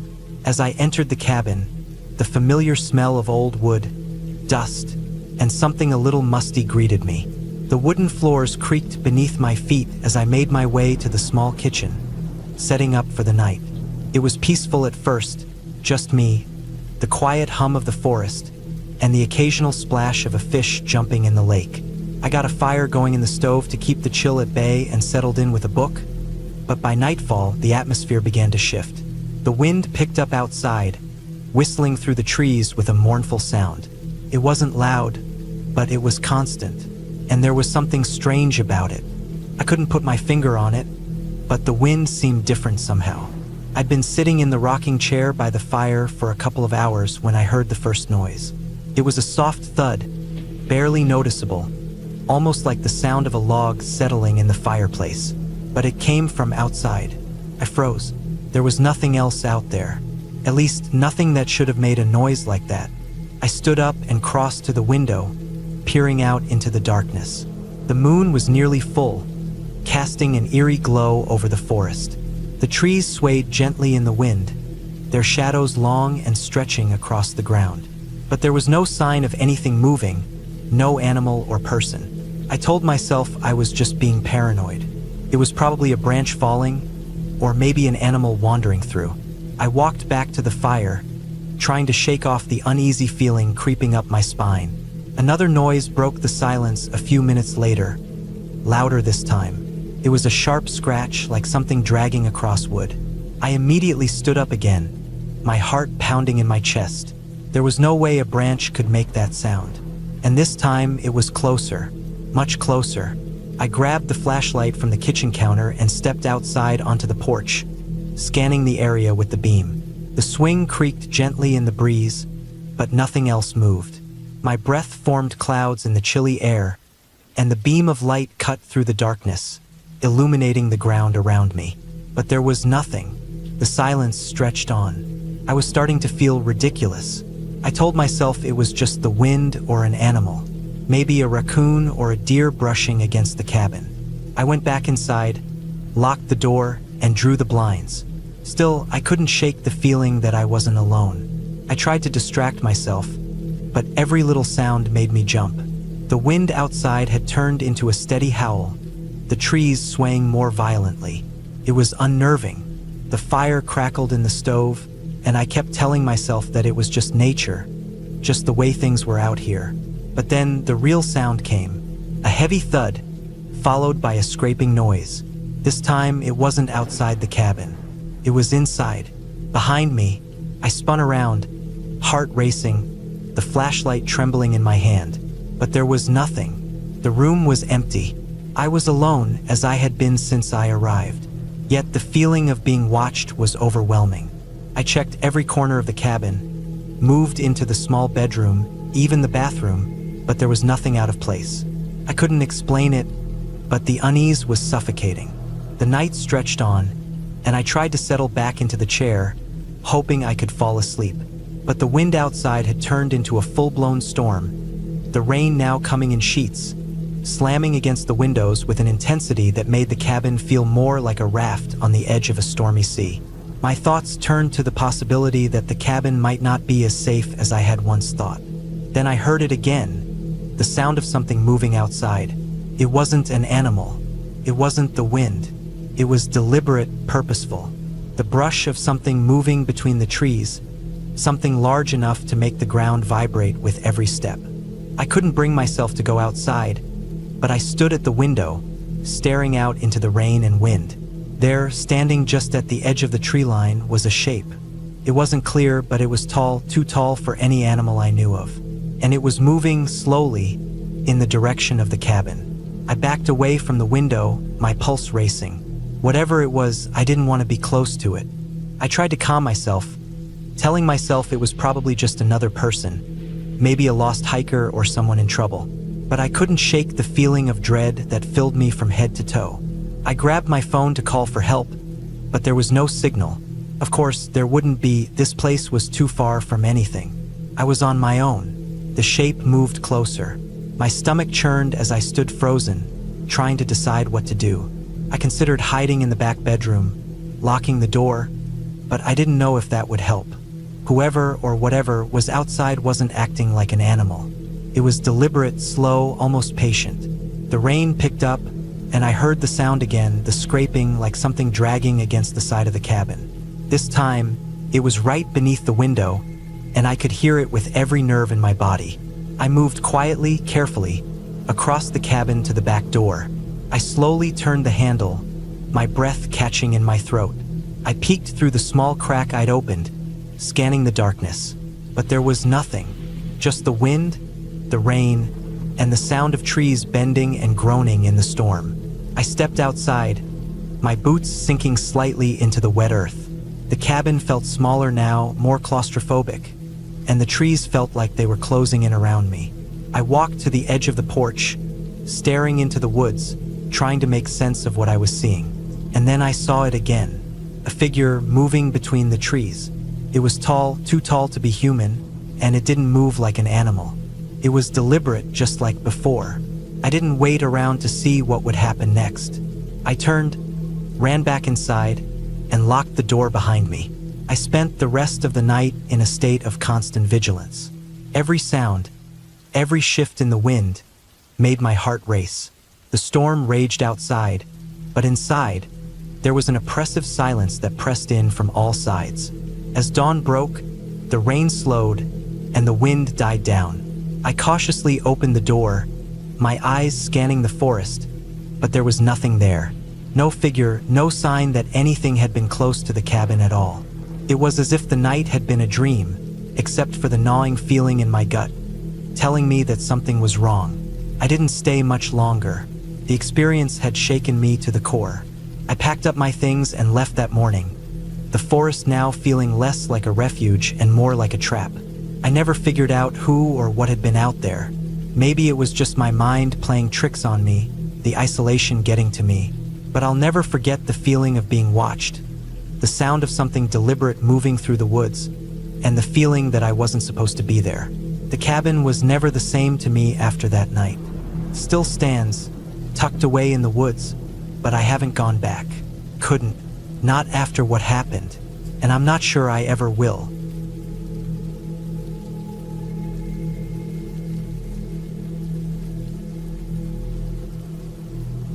It was a quiet weekend when I decided to head out to a small cabin I had rented for a couple of days. Tucked deep in the woods, miles away from civilization, it was the perfect escape from the noise of everyday life. No internet, no phone signal, just me and nature. I had been craving a break for a while, hoping to clear my mind, recharge, and just enjoy the peaceful solitude. I arrived at the cabin just as the sun was beginning to dip behind the trees, casting a golden hue over everything. The place was old but charming, with a wraparound porch and a steep roof covered in moss. It looked exactly as advertised in the listing: cozy, isolated, and peaceful. The air was crisp, with the scent of pine and earth filling my lungs as I stepped out of the car and stretched. My breath was visible in the chilly air, but there was something comforting about the silence, like I had stepped into another world. The cabin had everything I needed for a few days: a fireplace, a small kitchen, a couple of bedrooms, and a large, open living room with a wooden beam ceiling. There was no electricity, only candles and an old gas lantern to light the way. I liked that. It felt more rustic, more authentic. After settling in and getting a fire going in the hearth, I decided to take a walk around the property. The land was surrounded by dense forest, with trails that wound through the trees. As I walked, the sun continued to set, and the sky darkened quickly. The woods were thick, the shadows deepening with every step. The crunch of leaves underfoot was the only sound. I wasn't scared. I had been hiking in the woods plenty of times before, but there was a slight unease, something almost instinctual, as if the forest was watching me. I didn't think much of it at the time, just shrugged it off and kept walking. The trail led me up a small hill where I could see the cabin in the distance. There was a large rock on the top of the hill, so I sat there for a while, taking in the view. It was peaceful until something made me uneasy. It wasn't a sound. It wasn't a movement. It was more of a feeling, a presence. I turned my head, scanning the trees below, and for a split second, I thought I saw something moving between the trunks. It was too quick to make out, but it was large and it was fast. My heart skipped a beat, and I stood up, brushing the dirt off my pants. I didn't want to be paranoid, but the woods were known for having wild animals. Bears, wolves, maybe even a cougar. I figured it was probably just one of them, but still, something about the way it moved didn't sit right. I made my way back to the cabin quickly, not looking back. The evening turned to night, and I tried to push away the feeling that had settled in my gut. The fire crackled in the hearth as I sat down with a book. The shadows cast by the flames flickered and danced across the walls, creating odd shapes and patterns that seemed to shift as I glanced at them. I didn't like being alone in the dark, and the place felt even more isolated at night. I kept hearing noises outside, faint rustlings and creaks. Every now and then, I thought I heard footsteps in the leaves, but I was too tired to go outside and check. I assumed it was just an animal or the wind. Maybe it was the trees settling. Eventually, I couldn't keep my eyes open any longer, and I decided to turn in for the night. The bedroom was small but comfortable, with a simple wooden bed and a thick quilt. I blew out the lantern and lay in bed, the stillness of the cabin settling around me. The air felt heavy, and I pulled the blanket tighter around me. For a while, I lay there listening to the crackling of the fire and the distant sounds of the night. Then, just as I was drifting off to sleep, I heard something that made me freeze. A soft scratching sound, like claws dragging against wood. It was faint, but distinct enough to snap me out of my half-sleep. My eyes shot open and I held my breath, listening. There it was again, scratching, coming from the wall. I slowly sat up in bed, my heart hammering in my chest. It wasn't wind. It wasn't the trees. It was something else, something close. I grabbed the lantern from the nightstand and clicked it on, the small flame flickering in the quiet darkness. I stood up cautiously, my bare feet cold against the wooden floor as I crept toward the source of the sound. The cabin was small, and I could see the entire room from where I stood. Nothing. The scratching stopped the moment I moved, and I stood there for what felt like an eternity, staring at the wall. There was nothing, just the shadows and the faint glow of the lantern. I told myself I was just imagining things, that it was probably an animal outside, maybe a raccoon or something similar, but the feeling of being watched had returned, stronger than ever. I glanced out the small window by the bed, but it was too dark to see anything, just trees and blackness. I couldn't shake the feeling, though. I didn't want to admit it to myself, but I felt hunted, like something was out there, waiting. I spent the next few hours lying awake, staring at the ceiling. The scratching had stopped, but I kept hearing the faintest noises, small, quick footsteps, like something walking outside the cabin, circling it. Sometimes, I thought I heard a grunt or low growl, but when I looked, I couldn't find anything. The more I tried to convince myself it was just the woods settling, the more the dread grew in my chest. Around 3 a.m., I finally couldn't take it anymore. I decided to go outside and check things out. I grabbed my flashlight and quietly opened the door, trying not to wake the entire cabin. The night air was cold, and the silence was almost deafening. The only sounds were the rustling of the leaves and the occasional hoot of an owl. I walked around the cabin, shining the light into the trees, scanning the ground for any signs of disturbance. The beams of light danced across the forest floor, illuminating nothing but old leaves and broken twigs. There was nothing to see, just the dark, empty woods. But then, as I rounded the back corner of the cabin, the light caught something that made my blood run cold. Standing in the shadows, just at the edge of the trees, was a figure. At first, I thought it was just another tree, an odd shape, but as my flashlight flicked across it, I saw it. A creature, tall, hunched, with limbs that were unnaturally long and thin. Its skin was pale and slick, stretched tight over its bones. Its eyes glowed faintly in the beam of my flashlight, yellowish, wide, and unblinking. It was staring at me, not moving, not making a sound, just standing there watching. I froze, unable to look away. My heart was pounding in my chest, my throat tight. I wanted to run, to scream, but my body refused to move. The creature didn't make a sound. It didn't lunge at me or move forward. It just stayed there, as still as the trees around it. Then, in the blink of an eye, it was gone, vanished into the darkness, as if it had never been there. I stood there for what felt like hours, staring at the spot where it had been, too afraid to take another step. When I finally managed to tear my eyes away, I turned and ran back into the cabin, slamming the door behind me. I locked it, breathing heavily, my hands trembling as I fumbled with the lantern. I couldn't explain what I had seen, but I knew what I felt, and it wasn't normal. It wasn't anything I had ever experienced before. I didn't want to go back outside. I didn't want to stay another minute in that cabin. But it was late, and I didn't know where else to go. I spent the rest of the night awake, clutching the lantern, listening to the silence. I never heard the creature again, but the feeling of its eyes on me stayed with me long after I had returned to bed. By morning, the dread had not left. I packed my things quickly, too shaken to stay any longer. I left the cabin, not looking back, and drove off into the rising sun, my hands still shaking on the wheel. I don't know what I saw that night. I don't know what it was or why it was there, but I do know this: whatever it was, it wasn't human, and I don't think I'll ever set foot in those woods again.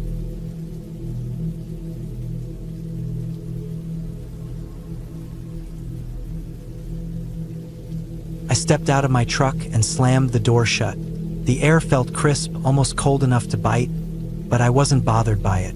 This was the time of year I loved most.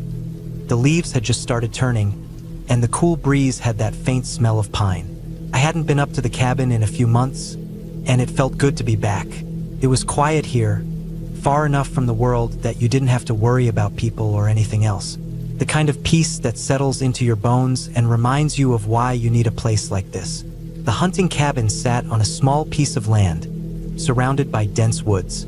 My grandfather had built it years ago, and while I didn't hunt much anymore, I came up when I could. The place was old, but it was solid. The exterior had that weathered look, like it had seen 1,000 storms but still stood strong. A small porch wrapped around the front, with a couple of old rocking chairs sitting on it. The kind of chairs that creaked with every movement. There was a woodpile stacked neatly beside the cabin, enough to last me for the winter. The roof was covered in moss, but that just added to the charm of the place. It had a rough around the edges beauty that made it perfect. I grabbed my duffel bag from the truck and trudged up the stairs to the front door. The porch creaked under my boots as I went inside. The smell of old wood and dried herbs greeted me. I'd left the place locked up tight, but the floorboards still creaked as I walked through the main room. It was a small space with a stone fireplace that stretched up the wall. A couple of worn-out armchairs were in front of it, and a small table sat beside them with a few mismatched chairs around it. The kitchen was simple, just a stove, a fridge, and a small sink with an old-fashioned pump for water. The cabin wasn't luxurious, but it was more than enough for what I needed. I set my bag down and went to check the stove. It was cold in the cabin, and I wanted to get a fire going. I stacked some logs into the stove, striking a match and lighting it. The flames flickered to life, casting dancing shadows across the room. I sat back in one of the chairs and let the warmth start to seep into my bones. The sun was low, hanging just above the horizon, casting a soft golden light over the woods outside. I could hear the faint rustling of leaves in the wind, the occasional snap of a twig breaking somewhere in the forest. The silence was comforting, but it had a way of making you listen closer, too. The longer I sat, the more aware I became of how still everything was. After a while, I got up and made my way to the back door. I wanted to check the surroundings, maybe do a quick sweep of the property before it got too dark. The land around the cabin stretched out for miles, thick with trees and underbrush. It wasn't the easiest land to navigate, but that's what made it perfect. No one ever came up here except for the occasional hunter or hiker, but they didn't stick around for long. The woods had a way of intimidating people, and I liked it that way. The trail behind the cabin led into a dense patch of trees. I'd walked it hundreds of times, and it still felt like an adventure every time. The cool air seemed to press in from all sides, the trees towering over me like silent sentinels. As I walked further in, I noticed how quiet it was. Normally, you'd hear birds or the sound of critters scurrying about, but today it was just still, too still.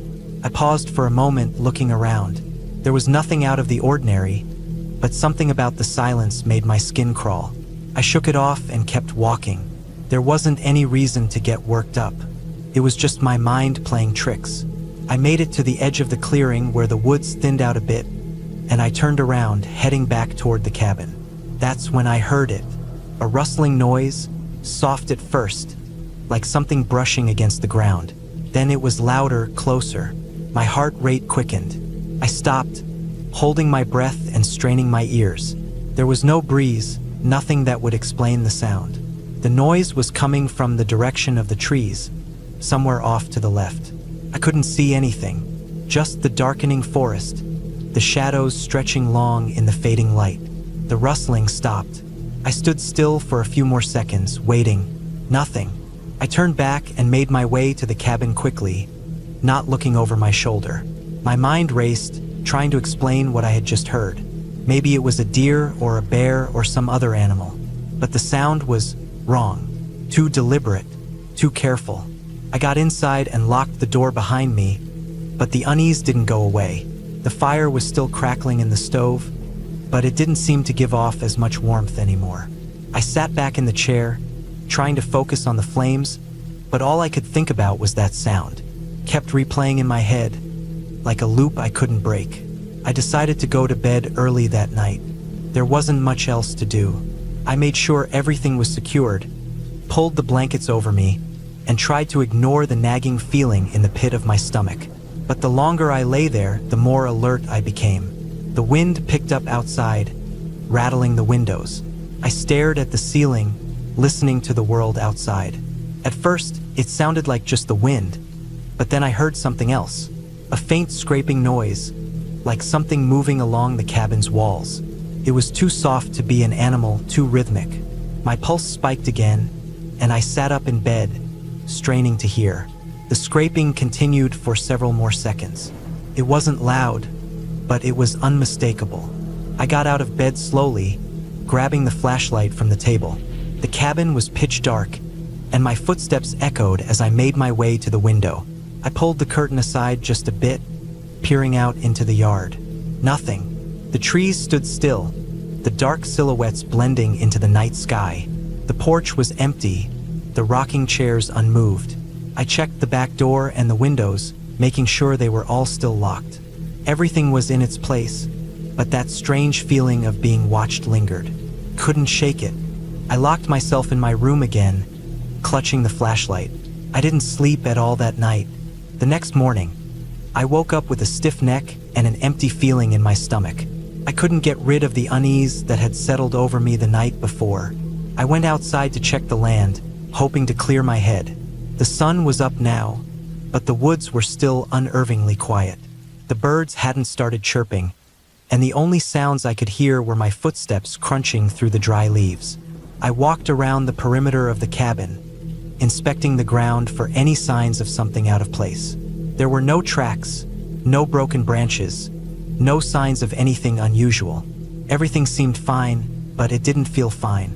There was something about the air, something in the way the trees stood so still, that made it all feel wrong. I spent the rest of the day cleaning up around the cabin, chopping more firewood, and trying to ignore the heavy feeling in my chest. I didn't want to spend another night here, but I knew I had no choice. As night began to fall, I made another fire and sat by it, hoping the flames would soothe my nerves. I didn't want to leave the cabin, not with that strange feeling in the air. I couldn't explain it. It wasn't fear exactly, more like a pressure, an awareness that something was wrong. I couldn't shake the feeling that I wasn't alone, even though I knew I was. Then, just before bed, I heard it again, a soft, deliberate rustling from the woods. This time, I didn't ignore it. I grabbed my rifle, checked the locks on the doors, and sat by the fire, waiting for whatever it was to show itself. The wind howled outside, but I could hear the rustling clearly. It was getting closer, and I could feel my heart pounding in my chest. But nothing came. The noise stopped abruptly, and the silence returned. The fire crackled, and I sat there, waiting, watching, until exhaustion finally took over. I went to bed and slept through the rest of the night without another sound disturbing me. The next morning, I packed up and left. I didn't even bother to check the woods one last time. There was something about that place, something that didn't sit right, and I wasn't going to stick around to figure it out. As I drove away, I glanced in the rearview mirror one last time at the cabin, standing there in the woods. And for the first time, I wasn't sure I'd ever return.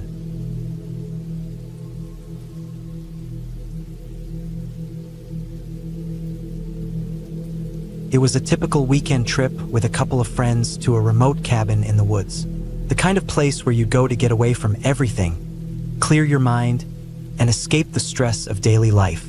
We had planned this for weeks, wanting to just spend some time away from the city, have some laughs, and enjoy the quiet. The cabin wasn't too far out, just enough to feel isolated but not so deep that we'd feel completely cut off from the world. We arrived on a Friday evening as the sun began to dip behind the trees. The cabin was small but cozy, with a worn porch, a few rocking chairs, and a fireplace inside that looked like it could hold up to a mountain of logs. The windows were dusty, the wood was old, but there was something charming about it. As we unloaded our bags, we joked about how it looked like something out of an old horror movie, but none of us took it seriously. We were too excited to be there, away from everything, free from work and responsibilities. The first few hours were perfect. We had dinner, cracked open a few beers, and shared stories. The air was crisp, and the quiet of the woods was soothing. But as the night went on, I started to notice the shadows around us. The kind that move in the corners of your eyes, just outside your line of sight.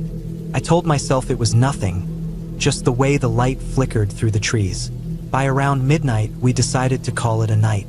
We split up into 2 rooms. The cabin wasn't big, so there was only enough space for 3 of us to sleep in the main room and 1 to take the small room off to the side. I was the one who got the small room, which, in hindsight, I wish I hadn't. The door to my room was a thick, heavy wooden door with iron handles. It didn't latch properly, but I didn't think much of it. I got into bed, trying to shake off the uneasy feeling that had settled over me. The air felt thick, like something was watching, but I shrugged it off as nerves. The first few hours of sleep were uneventful, but around 3 a.m., I woke up to a strange sound. It wasn't loud at first, just a soft scraping noise, like something dragging along the floorboards. I lay there in the dark, listening, my heart starting to race. I told myself it was probably just the wind, maybe a branch scraping against the cabin. But then, I heard it again, only this time it was closer. I slowly turned my head toward the door. The room was pitch black, the only light coming from the faint glow of the dying embers in the fireplace. The scraping sound continued, but now it sounded like it was coming from outside the door. I held my breath, straining my ears. It wasn't a wind or an animal. This was deliberate, like something or someone was dragging its feet across the floor. I tried to convince myself it was just my mind playing tricks, but the longer I lay there, the more real the sound felt. The door to my room was ajar, just slightly, and I could make out the outline of the hallway in the dim light from the living room. Every creak of the cabin seemed amplified in the silence. Then came another sound, a low groan, almost a whimper. My heart pounded in my chest, and I couldn't breathe. I told myself to stay calm, but I couldn't move.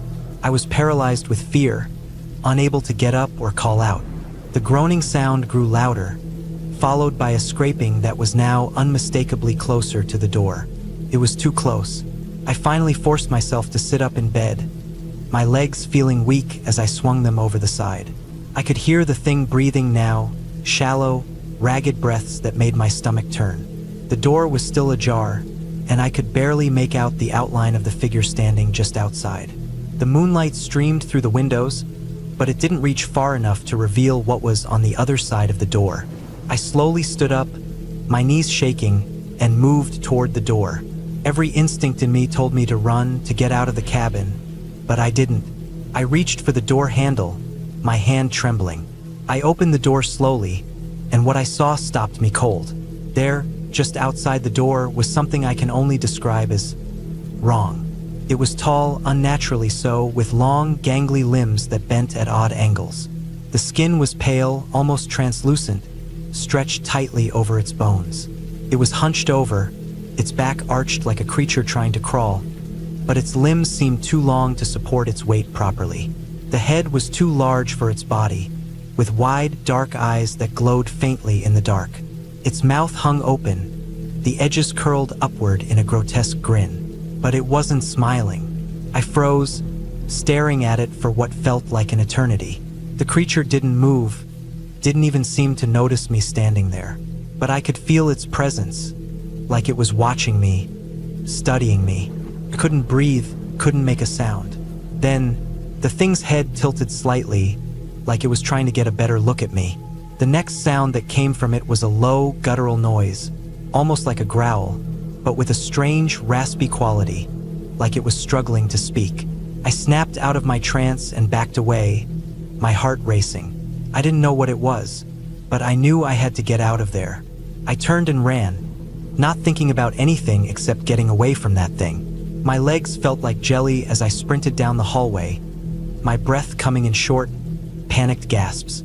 I threw open the door to the main room and slammed it shut behind me, not bothering to lock it. I gasped for air, trying to make sense of what had just happened. My friends were still asleep, oblivious to the nightmare I had just witnessed. I was sweating, shaking, and I couldn't stop looking over my shoulder, half expecting that thing to be right behind me. I didn't know what to do.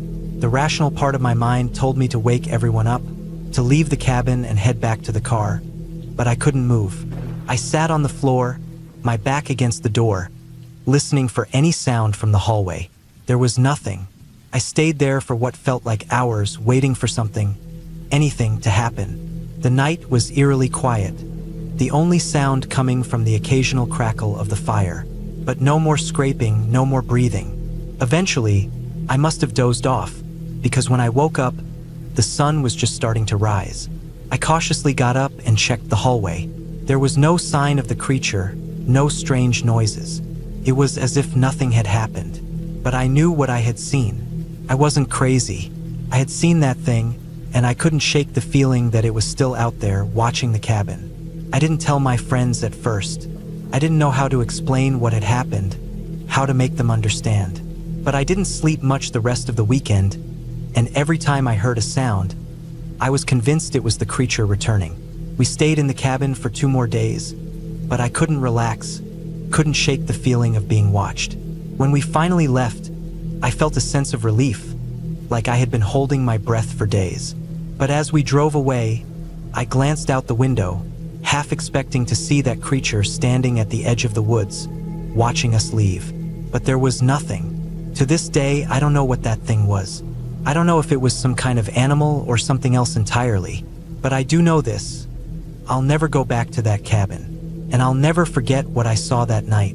The memory still haunts me, and I'm not sure I'll ever fully shake the feeling that whatever it was is still out there, waiting.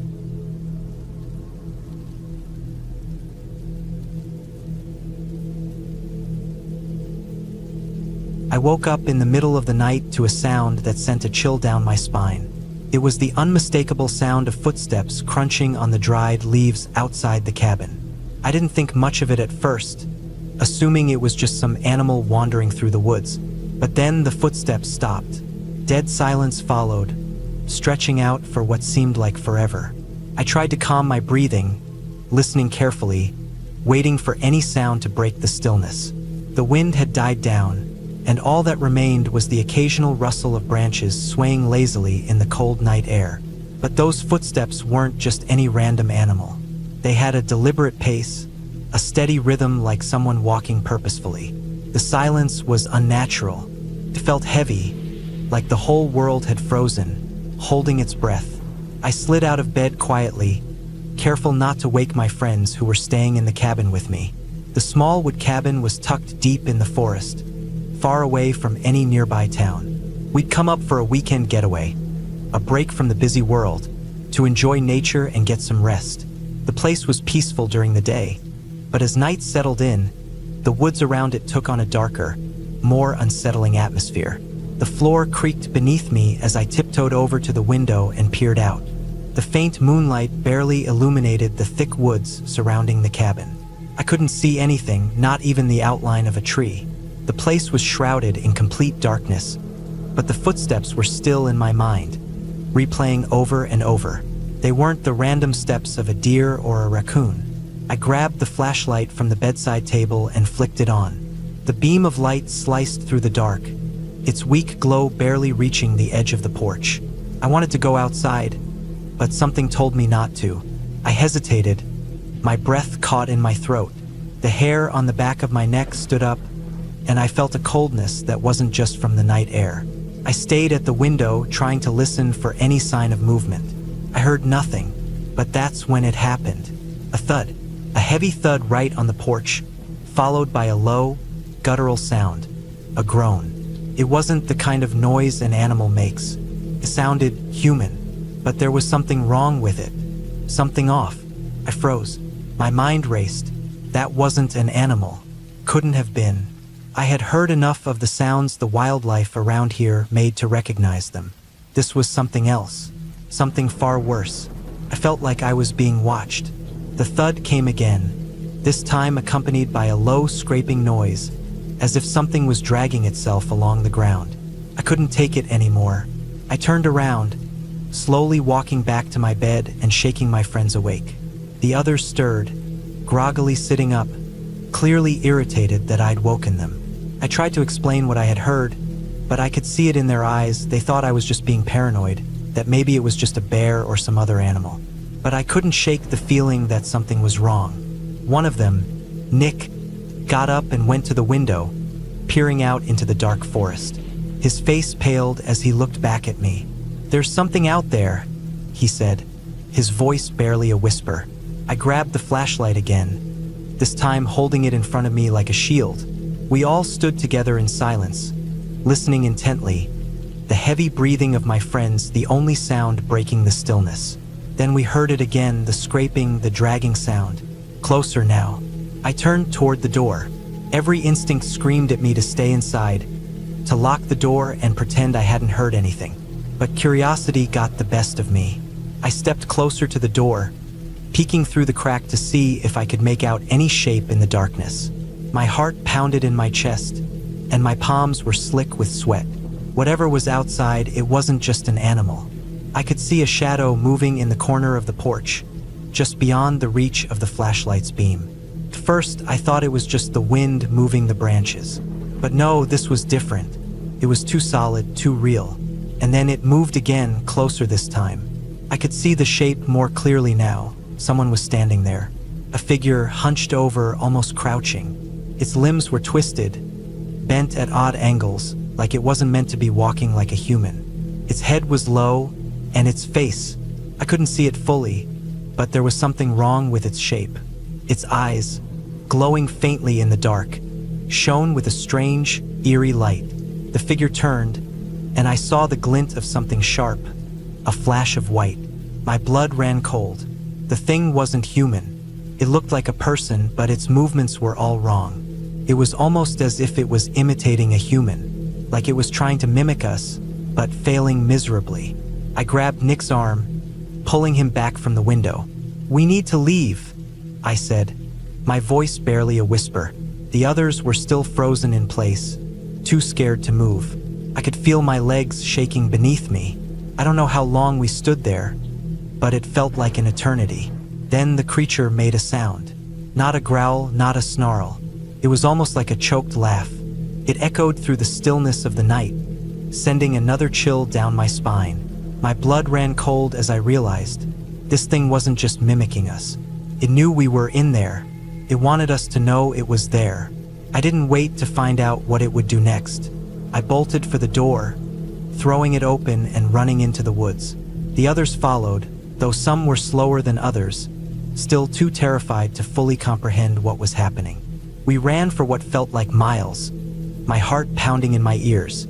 Every step I took was filled with terror, not knowing if the thing was following us. We didn't stop running until we reached the road, and even then, we didn't feel safe. The woods were quiet again, eerily so, but I knew better than to think we were in the clear. That thing was out there, still watching us, waiting. We called the police when we got to the nearest town, but they didn't take us seriously. They said it was probably just some prank or someone in a costume. They didn't know what we had seen. They couldn't understand. The next morning, we went back to the cabin with one of the deputies. There was nothing left of the thing that had been outside. No signs of footprints, no broken branches, no trace.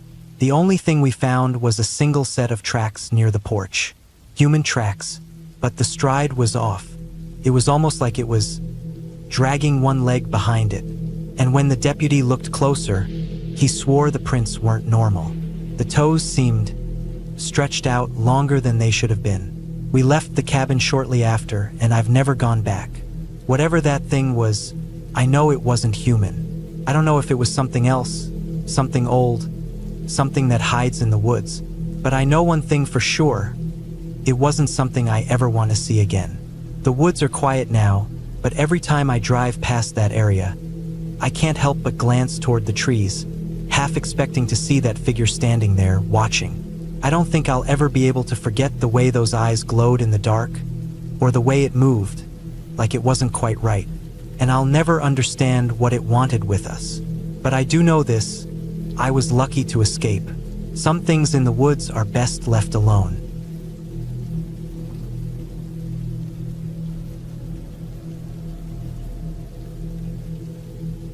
I sat alone in the cabin, the fire crackling softly in the stone fireplace. The walls were lined with wood, the smell of pine filling the air.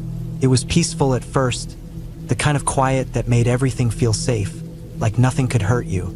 But that feeling didn't last long. I'd rented this cabin in the woods for a weekend to get away from everything. Just needed a break, no phone service, no distractions. I'd been up here for a couple of days, enjoying the isolation. The nights were especially calm, just the sound of the wind in the trees and the occasional rustle of animals in the brush. But tonight, something was different. Something felt off. Started around dusk. I was outside, chopping firewood for the evening when I saw it.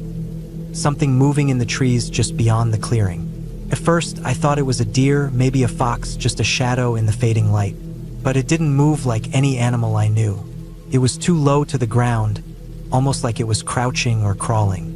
And the way it moved, slow, deliberate, almost as if it was studying me, sent a chill down my spine.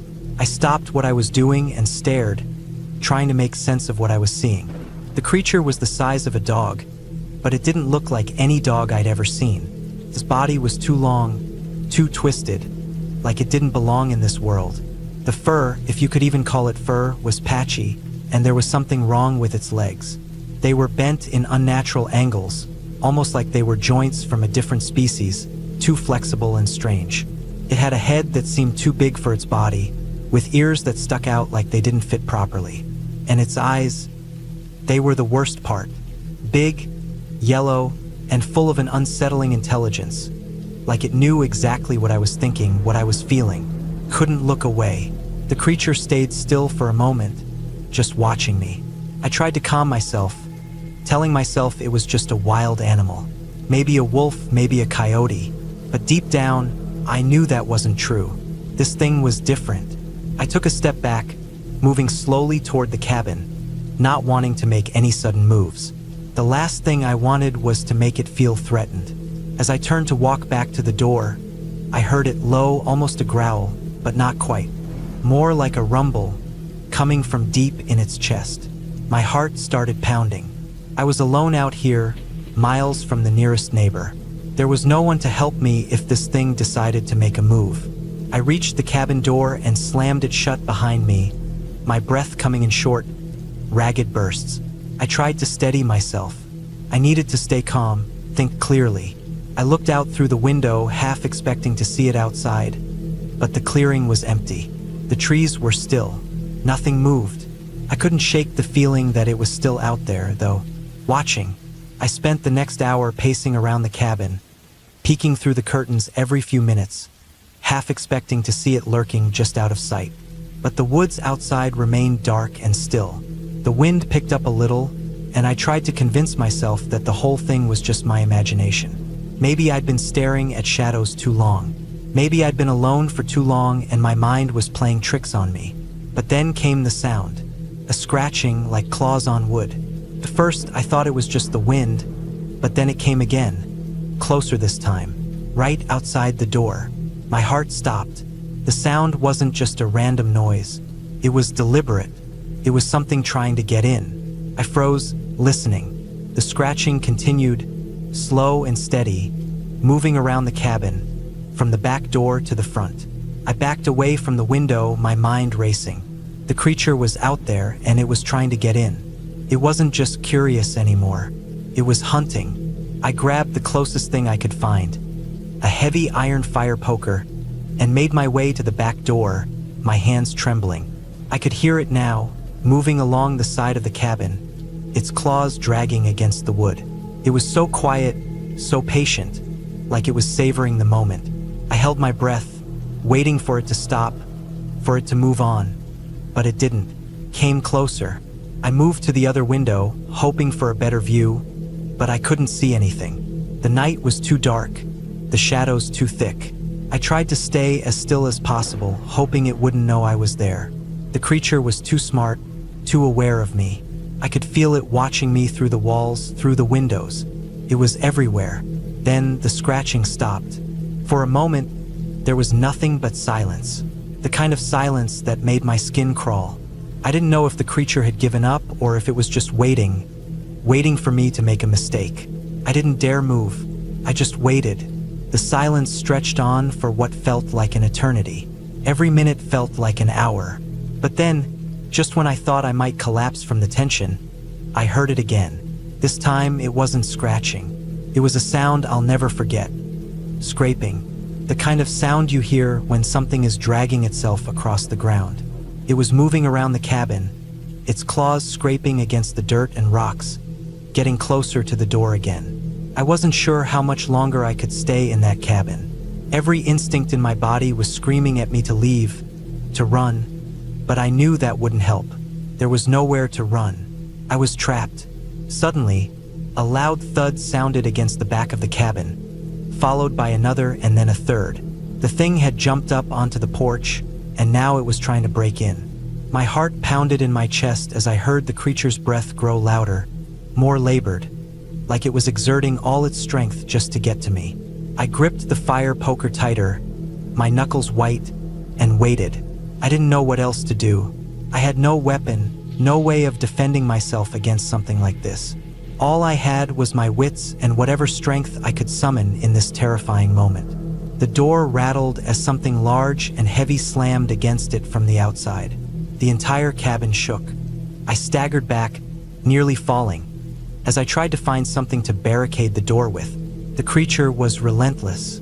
Its claws kept scraping at the wood, trying to get through. And then, just as suddenly as it had started, everything went quiet again.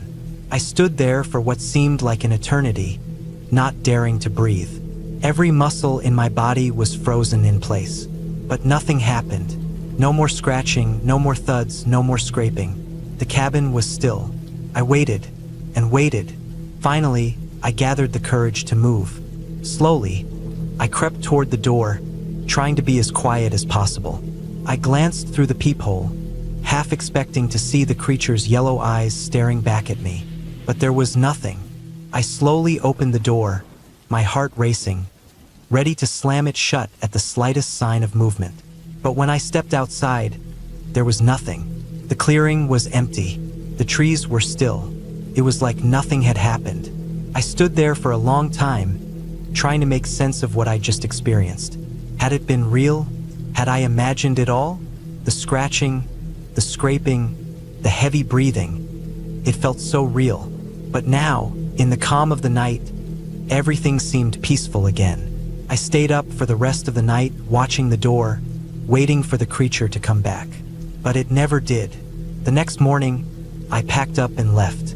I didn't even bother to check around the cabin for signs of what had happened. All I knew was that whatever that thing was, it was out there, and I wasn't sticking around to find out what else it could do.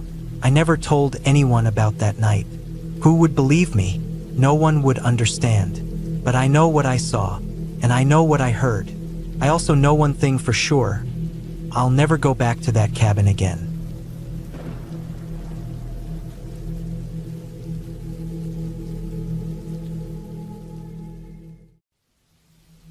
The wind was howling through the trees when I arrived at the cabin, a small, secluded place far from any town. I had rented it for a few days, wanting some peace and quiet.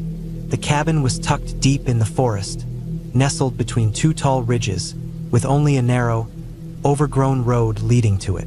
The sky was an angry gray, the clouds heavy with rain, which wasn't a surprise. The weather had been unpredictable, but it didn't matter. I needed time alone, time to clear my head. The place was exactly what I expected. Old and creaky, with wooden beams that groaned under every step. There was a fireplace in the corner, and a couple of well-worn chairs scattered around the main room. The kitchen was small, with old cabinets and a table that had seen better days. I set my things down, unpacked my bag, and made a fire. It crackled to life quickly, and the warmth from the flames spread through the room, pushing back the chill that had followed me inside. I had hoped for solitude, but as the day went on, a strange feeling began to creep over me, something I couldn't quite place. Maybe it was just the isolation or the weight of the storm outside, but something about the cabin felt wrong, off-kilter. It wasn't the structure. Everything seemed solid enough, though worn and faded. It wasn't the surroundings either. The woods outside were thick and dark, but that's exactly what I expected. The evening passed quietly, with me reading by the fire. The wind howled louder, and the rain began to pour in sheets, drumming against the roof with a constant, rhythmic beat. I finished my dinner, washed the dishes, and tried to settle down for the night. The only light came from the fire and a small lamp beside the couch, casting flickering shadows on the walls. I was drifting off to sleep when I heard it, the faint sound of tapping. At first, I thought it was just the storm, the rain hitting the windows in a way that made it sound like someone was knocking. But when the tapping came again, sharper this time, I sat up, my pulse quickening. It wasn't a gust of wind or the rain against the wood. It was distinct, deliberate. I got up, moving quietly across the room to the window. I peered through the glass, squinting into the dark, but I saw nothing. The trees swayed in the wind, but there was no sign of anyone outside. I took a deep breath, trying to calm myself, but my nerves were on edge now. Maybe it was just the storm playing tricks on me. I tried to shake it off and went back to the fire, but the tapping came again, louder this time, right at the window. I froze, heart hammering in my chest. I couldn't ignore it anymore. Someone was out there. I grabbed the nearest thing to me, an old fireplace poker, and moved cautiously toward the door. I opened it slowly, my hand trembling as I reached for the handle. Outside, the wind howled like a living thing, the rain pouring down in sheets. I squinted into the darkness, but there was nothing. No person, no movement, just the relentless storm. I stepped out, feeling the cold rain soak through my clothes immediately. My breath formed visible clouds in the frigid air. The wind tugged at my jacket as I made my way around the cabin, checking every corner. Nothing seemed out of place, no sign of anyone, but the feeling, the one that had been nagging at me all evening, still lingered, tightening in my chest like a vice. I couldn't shake the feeling of being watched. I went back inside, locking the door behind me. I glanced around the room, but nothing had changed. The fire still crackled in the hearth, and the lamp still cast its soft glow. I sat down, trying to calm my nerves, but the uneasy feeling didn't leave. I kept hearing sounds, the faint tapping, the rustling of something just outside the walls, something that didn't quite belong. I tried to sleep, but sleep wouldn't come. I lay in bed, the covers pulled tight around me, staring at the ceiling. Every creak of the cabin made my heart race. Every gust of wind made me tense, waiting for something to happen. But nothing did. The storm raged on and the night dragged by. It wasn't until around 2 a.m. that I finally heard it. The tapping again, but this time it was different. It wasn't coming from the window. It was coming from inside the cabin. My blood ran cold. I lay perfectly still, straining my ears to listen. It was faint, but unmistakable. The sound of something scraping against the wood, slow and deliberate. I couldn't tell exactly where it was coming from. The walls, the floorboards, the ceiling, every part of the cabin seemed to be closing in on me. My heart pounded in my chest as I tried to gather my thoughts, but panic was starting to creep in. I wasn't alone. I sat up in bed, my fingers gripping the edge of the covers. I couldn't stay here. I needed to get out, but the storm was still relentless, and I didn't want to step into the darkness without knowing what was happening inside. The scraping sound came again, louder this time, followed by a soft shuffling noise, like something moving across the floor. I couldn't take it anymore. I grabbed the poker again, my grip tight around the cold metal. My mind raced as I moved quietly toward the sound, trying to steady my breathing. I reached the door to the main room and slowly pushed it open, my eyes scanning the dim light. The fire had died down to a low glow, casting long shadows across the room. That's when I saw it. At the far side of the room, by the old chair near the fireplace, there was a figure, a man.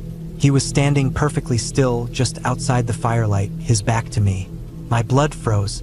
His presence was almost surreal, like he didn't belong in this place, like he was a part of the darkness itself.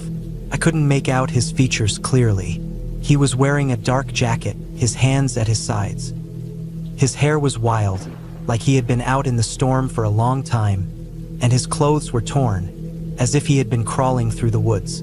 The most disturbing part, though, was the shard of glass he was holding in one hand, the jagged edge catching the dim light as he moved it slowly in front of him, almost like he was inspecting it. I stood there, frozen, my heart thundering in my chest. I didn't know what to do, whether to confront him or run. But before I could make a decision, he turned his head slightly, just enough that I could see his face. It was gaunt, pale, the skin stretched tight across his bones. His eyes were wide, unblinking, fixed on something I couldn't see. There was a madness in them, a wildness that sent a chill down my spine. His lips were parted in a half-smile, but it wasn't a smile of comfort. It was something darker, something unsettling. I didn't know who he was or how he had gotten into the cabin. I didn't know if he was dangerous, but everything in me screamed that he was. The shard of glass in his hand seemed to glow in the dim light, sharp and threatening. He took a step forward, and I instinctively took a step back, my heart racing. My eyes locked onto the shard, and I knew, without a doubt, that he was capable of using it. But then, as suddenly as he had appeared, he stopped. He stood still again, like he was waiting for something. His gaze shifted toward the fire, and he stared at it, his expression softening. For a moment, it almost seemed like he wasn't even aware of me. That's when I saw it, the escape, the window. I moved quickly, silently, backing away from him, keeping my eyes on the man. I made my way toward the window at the far side of the cabin, the one I had checked earlier. My heart pounded in my chest, every step feeling like it took forever. When I reached it, I yanked the window open, the glass rattling as I forced it up. I didn't hesitate. I climbed through the window and into the rain-soaked night.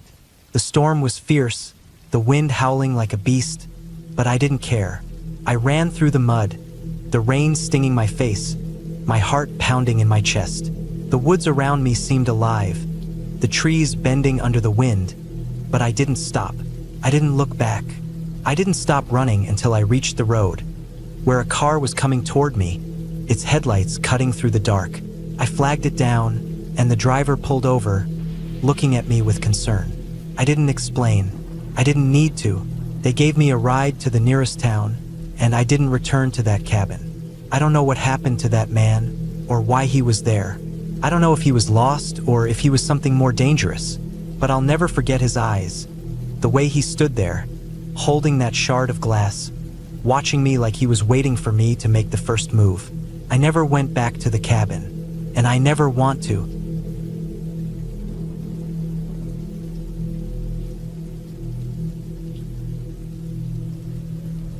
It was the kind of cabin you'd find in the middle of nowhere, nestled between a dense forest and the base of a rocky hill. No neighbors, no distractions, just isolation. I booked it for the weekend with the hope of getting some peace and quiet. I needed to get away from the noise of the city to reset my mind.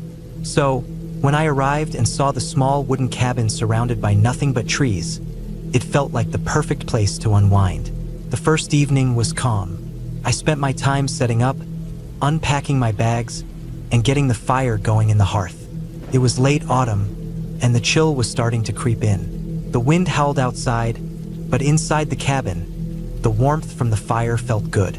I had a simple meal, read a bit, then crawled into bed early, hoping to get a good night's sleep after a long drive. Around midnight, I woke up to an odd noise. It wasn't loud, but it was enough to stir me from my sleep. At first, I thought it was just the wind, maybe a branch scraping against the cabin, but it wasn't quite the same sound. It was more like something soft, almost a rustling, mixed with something that sounded like a quiet shuffle. I lay there in the dark, staring at the ceiling, listening intently. I didn't want to be paranoid, but something about it felt off.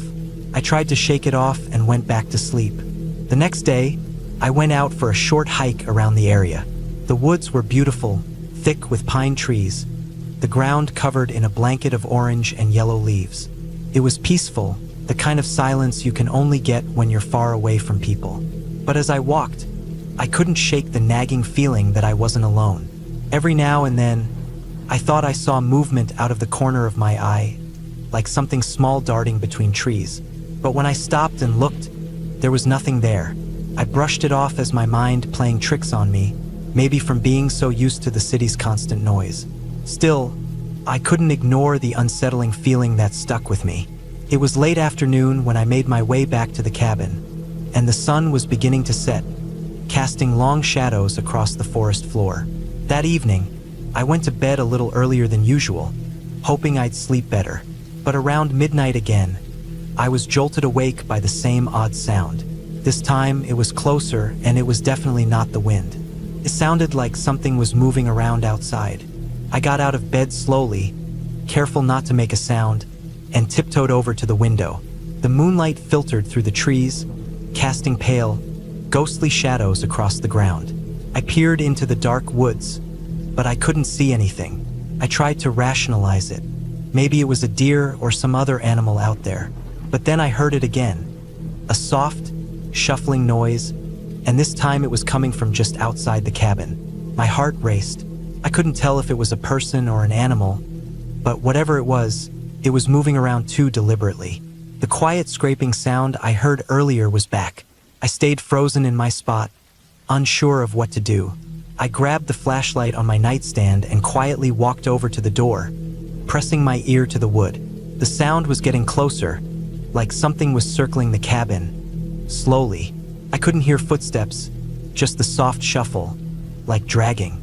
It was the kind of noise you hear when someone's walking in loose gravel, but it was softer, like whatever was out there was trying to move as quietly as possible. I didn't know what to do. I wanted to go outside, but I also didn't want to risk whatever it was knowing I was inside. My mind raced through possibilities. Was it an animal? Maybe a bear or a raccoon? But the more I thought about it, the less those explanations made sense. No animal I knew moved like that. I stayed there, heart pounding, waiting for what felt like hours. The sound finally stopped, and the silence felt even worse than the noise had. I waited, straining my ears to hear anything, but there was nothing. I didn't dare go outside to check, and I spent the rest of the night lying awake in bed, trying to ignore the creeping dread that had taken over. The next morning, I tried to put everything behind me. I told myself it was just my imagination or maybe a raccoon getting too close to the cabin. I spent most of the day outside, exploring the area more thoroughly, but every now and then, I thought I saw something moving between the trees. It was too far away to make out, but it felt like something was following me. By that evening, I was feeling paranoid. The strange noises from the night before still lingered in my mind, and no matter how hard I tried to ignore it, I couldn't shake the feeling that I was being watched. I locked all the doors and windows before going to bed, though it didn't help ease my anxiety. Around midnight, I was jolted awake again, but this time it wasn't just a noise. This time I saw it. At first, I thought it was just the moonlight playing tricks on me, but then I saw movement outside, right near the edge of the porch. It was so strange that it took me a second to process what I was seeing. At first, I thought it was a person, but the figure was too thin, too unnatural. It was crouched down low to the ground, moving in a way that didn't look human. Its skin was pale, stretched tight over its bones. Its arms were unnaturally long, and I could see the sharp outlines of ribs and joints that seemed to bend in odd angles. It was small, but not like a child. It was skinny, almost emaciated. It had no real discernible features, just a twisted, hunched shape moving in the dark. It didn't walk or run. It crawled, dragging its limbs behind it in jerky, unnatural motions. I could see its hands reaching out toward the cabin, as if searching for something. The worst part? It didn't seem to care about the noise. It didn't care that I could see it. It didn't flinch or look up. It just kept moving, almost like it was unaware of anything. I don't know how long I stood there, frozen in place. I wanted to scream, but I couldn't. I wanted to run, but my legs wouldn't move. I watched as it crept closer to the cabin, until it was just a few feet from the door. Then it stopped. For what felt like an eternity, it stayed there, unmoving. And then, without warning, it turned and started crawling back toward the woods, disappearing into the darkness. My mind was racing, trying to make sense of what I'd just seen. Couldn't have been real, could it? It was too bizarre, too twisted. But the lingering feeling in my gut told me it wasn't some hallucination. It was real. Whatever that thing was, it was real. The rest of the night passed in a haze. I didn't sleep, couldn't. I sat there, staring out the window, half expecting the creature to come back, but nothing ever did. The silence outside was suffocating. Every creak of the cabin felt amplified, like the whole place was closing in on me. At dawn, I packed up my things and left. I didn't wait to see if the creature came back. I just wanted to be gone. I didn't care about the beautiful, remote cabin anymore. All I wanted was to be back in the safety of civilization. As I drove away, I glanced at the woods one last time, but there was nothing there. The trees stood still, like they always had, as if nothing had happened. But I knew better. I knew what I'd seen, and I knew that whatever it was still out there, somewhere in the dark, waiting for the next person who dared to stay in that cabin.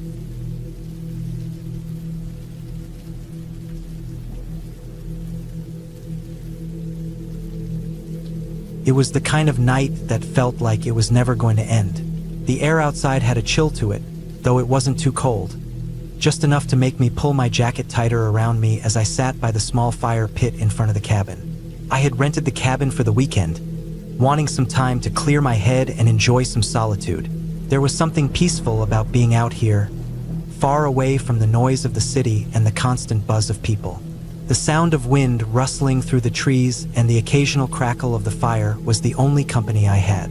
I had spent the whole day hiking around the area, taking in the sights.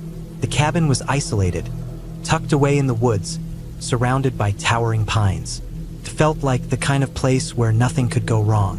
A safe place, a quiet place. But as the sun sank lower behind the hills, I began to feel a sense of unease, a creeping feeling I couldn't shake. It was the kind of feeling you get when something isn't quite right, but you can't put your finger on it. I tried to ignore it, thinking it was just my imagination getting the best of me. I wasn't used to being alone in a place this remote. Sure, I'd gone camping before, but it had never been like this. The isolation was different. There was no cell service, no neighbors, nothing. Just the woods and the cabin, and whatever might be lurking out there. As darkness fell, I went inside the cabin, lit a lamp, and decided to make some dinner. The place was small, rustic, but comfortable enough.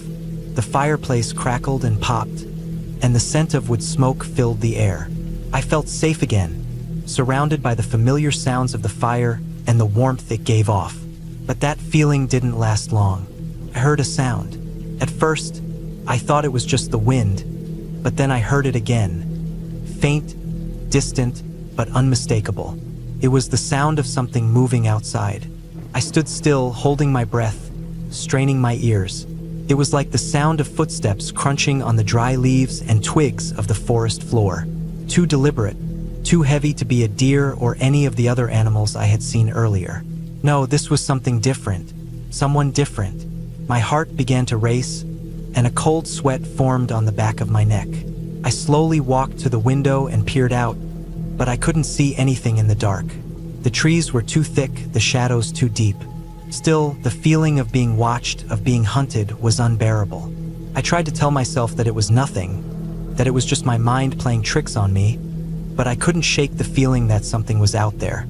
I tried to distract myself by getting back to dinner, but my hands trembled as I cooked. Every little noise outside made me jump, and my mind kept going back to the sound of those footsteps. What if someone was out there? What if they had been watching me for hours, waiting for the right moment? I couldn't shake the feeling of dread that had settled in my gut. Finally, I couldn't take it anymore. I grabbed the flashlight from the counter and stepped outside, telling myself I was being ridiculous. I was just being paranoid. But I wasn't prepared for what I saw. Standing at the edge of the trees, not far from the cabin, was a man. He was tall, his face obscured by the shadows, but I could make out his silhouette. He was holding something in his hands. An axe. A sharp, gleaming axe that caught the faint light from the cabin. For a moment, I froze. My mind screamed at me to run, to get back inside the cabin, to lock the door and never look back. But my legs wouldn't move. The man just stood there, staring at me. He didn't speak, didn't make a sound. He simply watched. Then he started moving. Slowly at first, almost as if he were testing the ground beneath him. But with every step, my heart pounded harder, my breath quickened. I backed up, my eyes never leaving him. He was coming closer, and with every step, I could see the gleam of the axe more clearly in the moonlight. I turned and ran. My feet hit the ground hard as I sprinted toward the cabin, my mind racing. I slammed the door shut behind me and bolted it, breathing heavily. My hands shook as I fumbled for my phone, but there was no signal. Of course, there wasn't. I had known this before I even rented the cabin, but I had hoped it wouldn't matter. I grabbed a heavy iron skillet from the kitchen and held it in my hands, my fingers tightening around the handle. I felt ridiculous, but it was all I had. The minutes dragged on, each one feeling like an eternity. Every creak of the cabin, every gust of wind, made me jump. I kept telling myself that I was overreacting, that maybe the man was just lost or looking for help. But deep down, I knew that wasn't the case. I heard the sound of footsteps again, this time much closer. He was circling the cabin, moving just out of sight. I could hear the rustle of leaves under his boots, the scrape of the axe against the ground. I knew he was trying to find a way in. My thoughts were racing. What was I going to do? There was no way out. The cabin was small, and the only other door led out to the back porch, which was just as vulnerable as the front. The windows were too high to climb through. I had no choice but to stay inside and wait. Wait for him to make his move. The minutes dragged on, each one stretching longer than the last.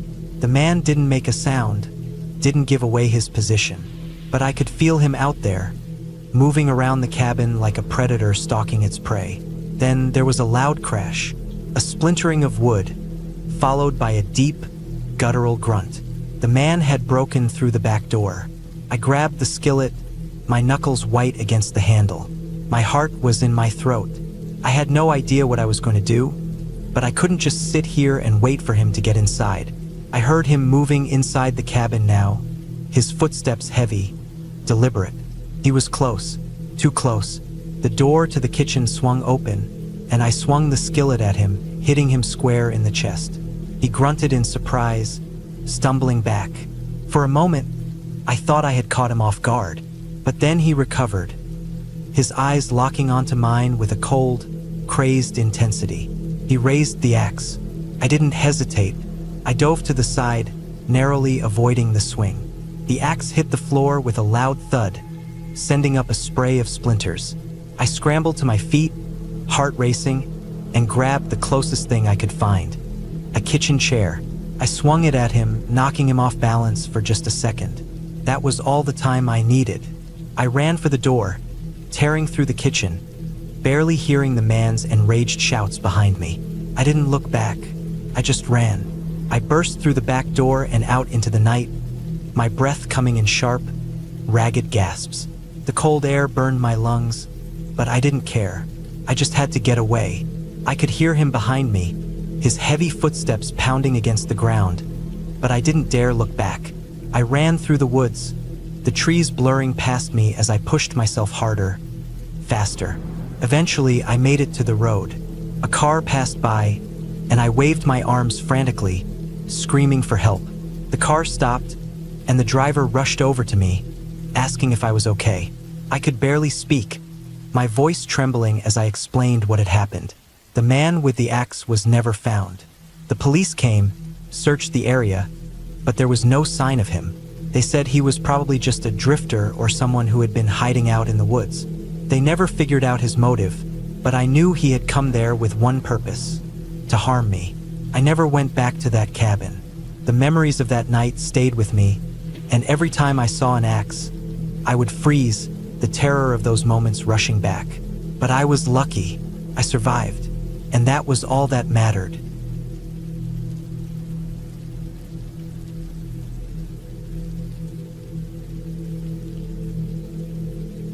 The night felt too quiet as I sat in the small, one-room cabin nestled deep in the woods. I had rented it for the weekend, hoping to get some time away from the noise of the city. The cabin was simple, wooden, and small, but it had a certain charm to it. There was a fireplace in the corner, a table with a couple of chairs, and an old couch that had seen better days. I wasn't expecting anything more than peace and solitude, but sometimes things don't go as planned. The first day had been perfect. I'd hiked around the area, spent some time by the nearby creek, and enjoyed the silence. There wasn't a single person for miles, and the air was fresh with that earthy smell you only get in deep forests. I had everything I needed: a small bag of supplies, a few books, and my own thoughts to keep me company. But as night fell, something started to feel off. The fire crackled softly in the corner, its warmth a comfort against the chill of the evening air. Still, something was missing, something I couldn't quite place. I tried to shrug it off, thinking it was just the loneliness of being so far from anyone. I had grown used to being alone, but this time it felt different. Maybe it was the cabin, the isolation, or just the weird feeling that something was watching me. I could hear the wind outside, whispering through the trees, but beyond that, there was nothing. No animals, no insects, not even the distant hum of a passing car. It was like the forest was holding its breath. I had just finished eating a simple dinner, some canned beans and rice, when I heard it, a rustling sound from outside, faint at first, but growing louder. At first, I thought it might be a deer or some other animal, maybe a bear looking for food. I wasn't worried. I had a few cans of bear spray nearby, just in case. I walked over to the small window, my breath fogging up the glass as I peered out into the darkness. There was nothing. Still, the sound persisted. It wasn't the usual noise of animals, though. It sounded different, It was like something dragging its feet through the underbrush, heavy and slow, not the skittering of a small creature, but the deliberate movement of something larger, something unfamiliar. My heart skipped a beat. I had read about strange things in the woods, stories about mysterious creatures and things that didn't belong, but I always thought those were just stories. I stood there for a while, staring into the dark. The moonlight barely filtered through the trees, leaving the world outside mostly black. The rustling stopped. I felt the hairs on the back of my neck rise as a sudden cold wave passed over me. I didn't know what it was, but it didn't feel natural. I stepped back from the window, my mind racing. Maybe it was just a person out there, someone else in the woods. But why would they be moving like that? Why so slowly? And why didn't I hear a vehicle or any other signs of life? I decided to stay inside for the rest of the night. I added some wood to the fire and sat back down on the couch, pulling a blanket over me. My mind wandered, thinking of every possible explanation for the strange noise. Maybe it was an animal, or maybe just the wind playing tricks on me. But the more I thought about it, the less likely that seemed. My instincts told me there was something out there, something I couldn't explain. Around midnight, I heard it again. This time, it was closer. The rustling was louder, almost right outside the cabin. I froze, my eyes wide, my breath shallow. I could feel my heart pounding in my chest, every thump echoing in my ears. I grabbed the bear spray, my fingers trembling as I held it in my hand. The wind picked up, and the sound faded once more. But this time, I wasn't letting it go. Something was out there, and it wasn't going to leave. I grabbed a flashlight, shining it through the small window. The beam of light cut through the darkness, illuminating nothing but trees and the occasional rock. There was no movement, no sign of what had made that noise. But I couldn't shake the feeling that I wasn't alone. Felt like something was right there, watching, waiting. I kept the flashlight aimed at the woods around the cabin, the beam bouncing off the trees as I scanned the area. Then, just as I was about to turn away, I saw it, a shape. It wasn't large, but it was unmistakable. A shadow in the trees, barely visible in the dim light.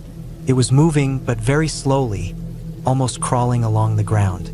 My heart skipped a beat, and I felt a chill run down my spine. It wasn't an animal. The way it moved so low to the ground wasn't natural. It was wrong. It looked like something from a nightmare. The figure was hunched over, its limbs long and spindly. I couldn't make out much detail, but the shape of it was enough to send a wave of panic through me. I instinctively backed away from the window, my mind racing. What the hell was that thing? I had to get out of there, but where could I go? I was miles from anyone. The nearest town was an hour's drive, and I hadn't seen another person since I arrived. The cabin was my only shelter. I moved quickly, bolting the door and grabbing my phone. No signal. Of course. I tried the landline, but it was dead too. I felt a wave of helplessness wash over me. I was stuck, alone, and whatever that thing was, it was still out there. I could hear it now, moving around the cabin. The scraping of something against the wood, like claws dragging slowly across the surface. I felt like I was losing my mind. I couldn't stay in the cabin. I had to leave, but as soon as I reached for the door, the scraping stopped.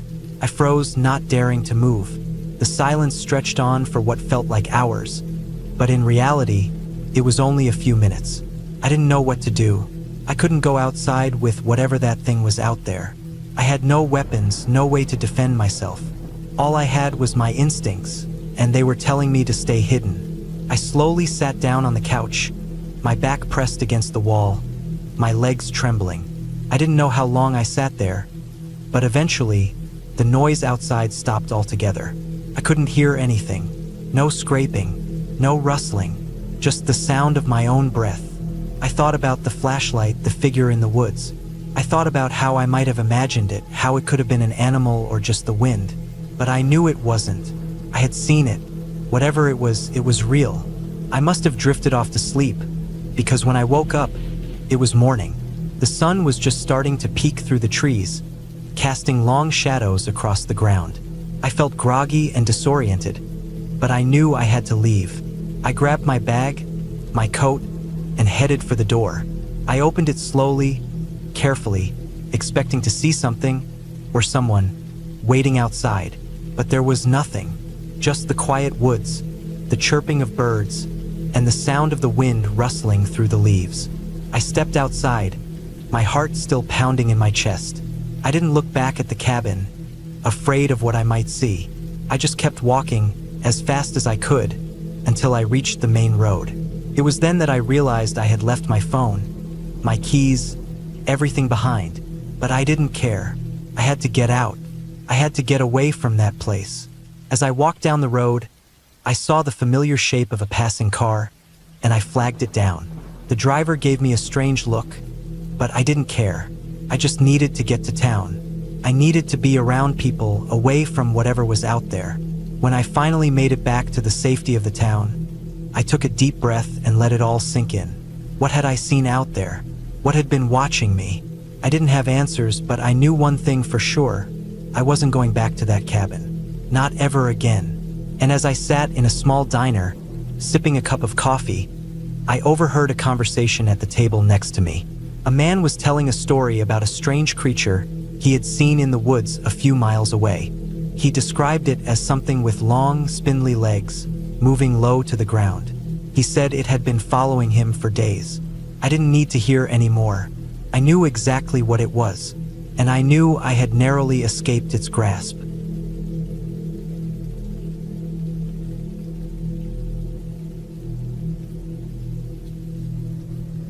I've always felt at home in the cabin.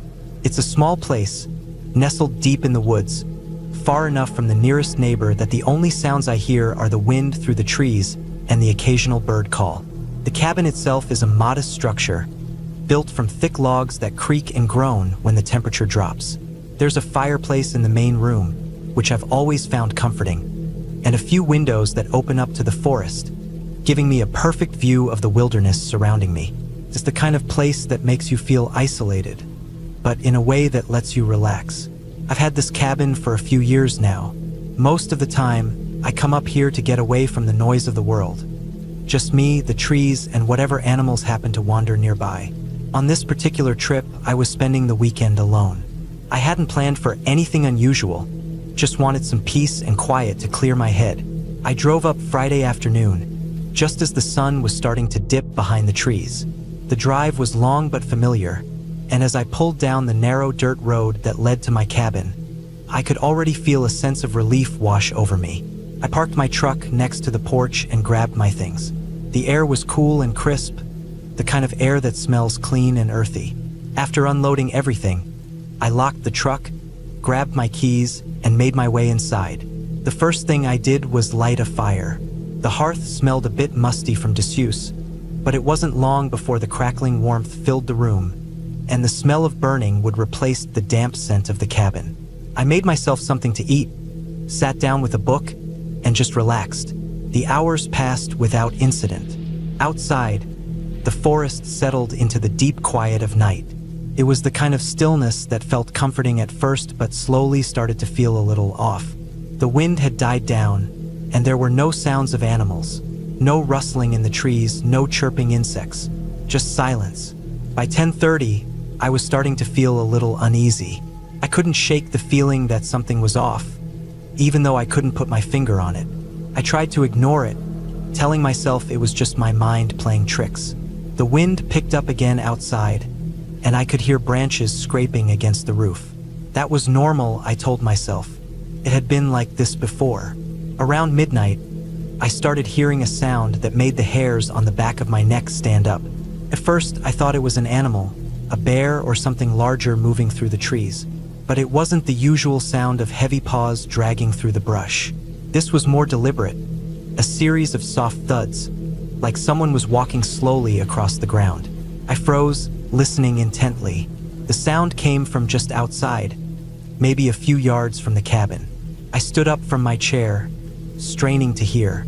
The thud stopped, and then I heard a sharp crack, like a branch snapping underfoot. I felt a chill crawl up my spine. The logical part of me told me it was just an animal, probably a deer or a smaller creature. But the way it had moved so carefully, so deliberately, didn't sit right with me. I glanced over at the windows, but they were too dark to see anything clearly outside. I told myself to relax and that nothing was out of the ordinary. The animals around here were used to being near humans, right? I got up and went to the kitchen to grab a drink, trying to shake off the tension that had settled in my chest. I glanced out the window again. The forest was dark, and I could just barely make out the outlines of the trees in the moonlight. The only movement was the wind swaying the branches. But still, something about the night felt wrong. After a while, I made my way to bed. I locked the door behind me, like I always did, and pulled the covers up. The bed was comfortable, but sleep didn't come easily. My mind kept returning to the sounds I'd heard outside. What had it been? I tried to tell myself it was just a deer or some other animal, but the more I thought about it, the more it didn't feel like that. At some point, I must have fallen asleep because I woke with a start. The cabin was completely still, but I could hear something soft and rhythmic, almost like breathing. I sat up in bed, straining to listen. The sound was faint, but it was there. It wasn't coming from inside the cabin. No, it was coming from outside, just outside the wall next to my bed. I could feel my heart pounding in my chest as I sat there, wide awake, listening to the soft inhale and exhale of whatever it was. The breathing was slow, almost deliberate, and it felt too close, too real. I couldn't sit there any longer. Slowly, I slid out of bed, moving as quietly as I could. My bare feet made no sound on the wooden floor. I crept over to the window and slowly lifted the curtain, trying to peer outside without making a sound. My heart was in my throat now. The night was dark, but there was enough moonlight to make out the faint shape of the trees and the shadows they cast. I saw nothing, but the breathing didn't stop. I moved away from the window and glanced over at the door. It was locked, but the lock didn't make me feel safe. I had always felt safe here before, but now everything felt different. I had no idea what was out there, but I knew one thing for sure. I didn't want to find out. I tried to tell myself it was just an animal, maybe a deer or a coyote, but something about the rhythmic breathing felt too intentional, too close. I grabbed my flashlight from the nightstand and quietly moved toward the door. As I moved, I heard the breathing again, and then, just like before, the faint snap of a branch breaking. Whoever or whatever was out there was moving. The flashlight beam cut through the dark as I slowly turned it toward the front door. I couldn't see much, but I felt like I was being watched. I held my breath as I reached for the door's handle, careful not to make any noise. My heart was racing, and my mind was running wild with all the possibilities of what might be out there. I took a deep breath, opened the door a crack, and peered out into the yard. Nothing. The yard was empty, just the way it should be. But something in my gut told me I wasn't alone. I took another step forward, the beam of the flashlight sweeping across the yard, but the light didn't catch anything. It was just trees and the empty stillness of the woods. I was about to step back inside when I saw movement in the shadows near the edge of the trees. It wasn't big, but it was enough to make me freeze.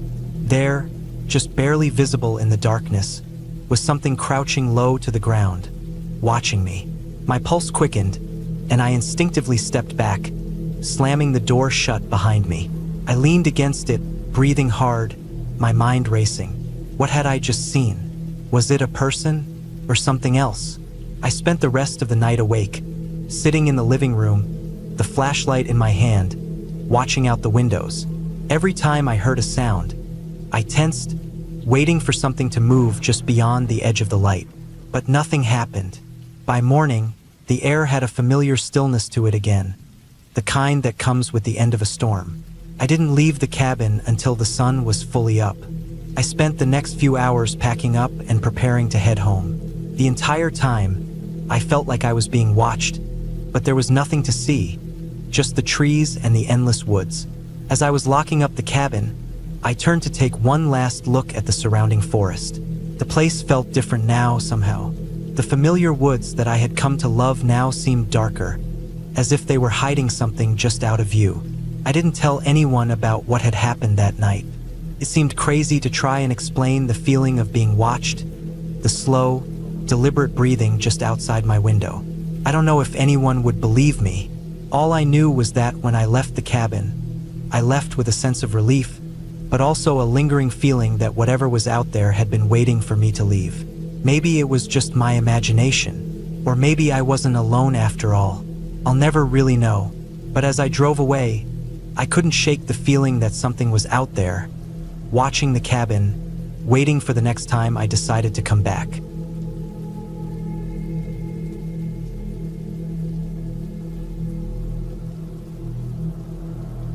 The night I decided to spend in my cabin, deep in the woods, felt different.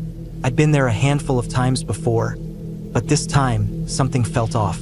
Maybe it was the way the air smelled, drier than usual, almost like dust had settled over everything, making the trees and ground seem still, lifeless. The usual chorus of crickets and rustling leaves was absent. It was like the woods themselves had gone quiet for the night. I arrived late, just as the sun dipped behind the distant hills. The cabin was nothing special. A modest structure built with pine logs, a small porch, and a weathered roof that had seen its fair share of rain and snow. It was far enough from any town to feel isolated, but close enough to civilization that I didn't feel completely alone. The dirt road leading up to it was overgrown with grass, and the driveway was more like a path than anything else. A couple of old wooden chairs sat on the porch, facing the woods, as if inviting someone to sit and think for a while. I took a deep breath and let the silence surround me. I grabbed my bags and started making my way inside, the door creaking slightly as I opened it. The place smelled musty, like old wood and dampness. I kicked off my boots and set my things down by the small kitchen. It wasn't much, just a few cupboards, a tiny stove, and a small table with mismatched chairs. The only real luxury was the wood stove in the corner, which I planned on using later as the night air grew colder. After unpacking, I decided to start a fire in the stove. The crackling of the wood was comforting, and soon enough, the cabin felt warmer. I stood by the stove, watching the flames dance, thinking about the world outside. It was peaceful, too peaceful almost, like the kind of quiet that could drive someone mad if they weren't careful. I spent the next few hours doing little things around the cabin, arranging the chairs on the porch, checking the windows, making sure everything was locked. Nothing out of the ordinary happened, at least not yet. The sun had completely set by the time I decided to head out for a walk. I grabbed my flashlight and stepped out onto the porch, letting the cool air hit my face. The trees surrounding the cabin were dense, their branches twisting and reaching out like skeletal fingers. The path behind the cabin, which led toward a small creek, was overgrown but still passable. I made my way down the path, the beam of my flashlight cutting through the darkness. The only sounds were my footsteps crunching on the dry leaves and the occasional distant hoot of an owl. The woods felt oddly still, as if everything was holding its breath. As I walked, I thought I saw something move at the edge of the light, but when I turned to look, nothing was there. I kept walking, pushing through the dense underbrush. I didn't know why, but I had a feeling I needed to go deeper, just a little further into the woods. Maybe it was the solitude, or maybe the silence had become too much for me to bear. Either way, I found myself standing at the creek, its water running quietly in the dark. The rocks around it were slick with moss, and the air smelled of damp earth. I sat down on one of the larger stones, letting the coolness of the night wash over me. That's when I heard it, a faint rustling behind me, just out of sight. My heart skipped a beat.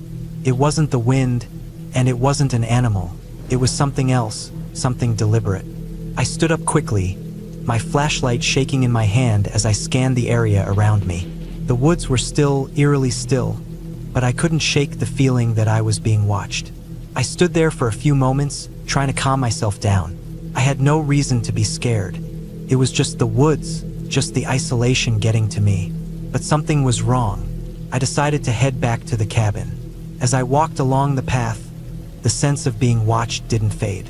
I glanced over my shoulder more than once, but nothing was there. When I finally reached the cabin, I locked the door behind me and checked the windows, just to be sure. I wasn't sure what I was expecting. Someone outside, maybe, but no one was there.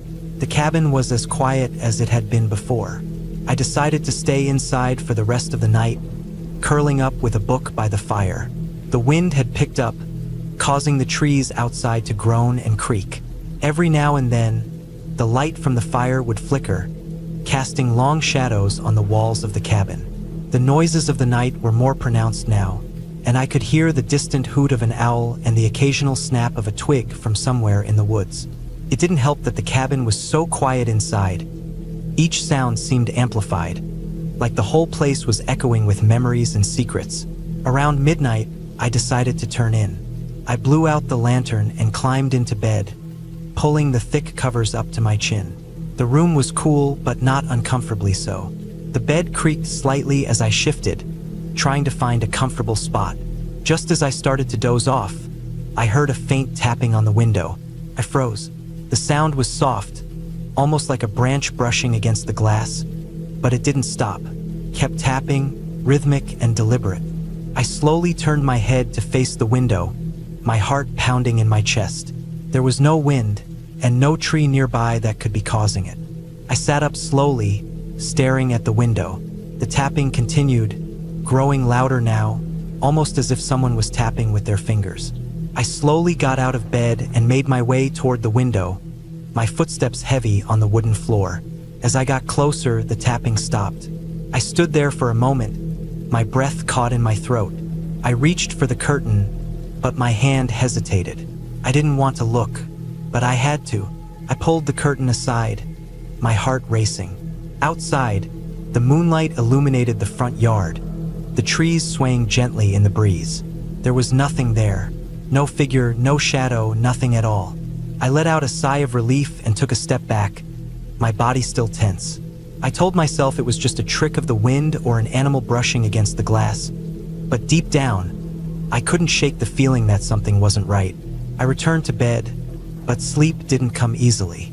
Every small noise seemed amplified in the silence of the cabin. Each creak of the floor, each shift of the wind outside. I lay there for what felt like hours, staring at the ceiling, unable to close my eyes. Finally, I drifted off into a restless sleep. The next morning, I woke up to sunlight streaming through the cracks in the cabin's shutters. The woods were quiet again, and the air felt less oppressive. I went about my morning routine, making coffee, stretching my legs outside, and checking the cabin once more. There were no signs of anything unusual, no footprints in the dirt around the cabin, no signs of anything having been disturbed. But something inside me still felt off, like there was a presence lingering in the woods, just beyond the trees. I couldn't shake the feeling that someone or something had been watching me, following me, even though there was no real evidence to back it up.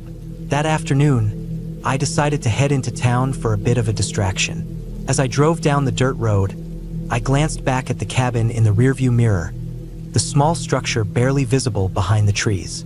I couldn't help but feel a sense of unease. The cabin had always been a place of comfort for me, a retreat from the chaos of the outside world, but now it felt different. I wasn't sure if it was the isolation getting to me, or if something more sinister had happened the night before. A few days later, I returned to the cabin. This time, I felt more prepared. I had a stronger sense of the place and the woods around it, but the unease still lingered. As I unpacked my things, I couldn't shake the feeling that something was waiting for me, just beyond the trees. But nothing ever happened after that. No strange noises, no tapping on the windows. The woods remained silent, and the cabin, though old and creaky, stayed secure. Maybe it had all been my mind playing tricks on me, or maybe the quiet of the place had simply gotten to me. In the end, I learned something about myself. The fear I had felt, the unease in my gut, wasn't from something outside. It was from inside me. I had come to the cabin seeking peace, but what I found was a reminder that even in solitude, the mind can create its own terror. I left the cabin a few days later, not with a sense of fear, but with a greater understanding of how isolation can shape your thoughts. And the cabin, for all its creaks and whispers, was just a place. It wasn't haunted. It wasn't cursed. It was simply part of the woods, as alive and quiet as everything else in that world.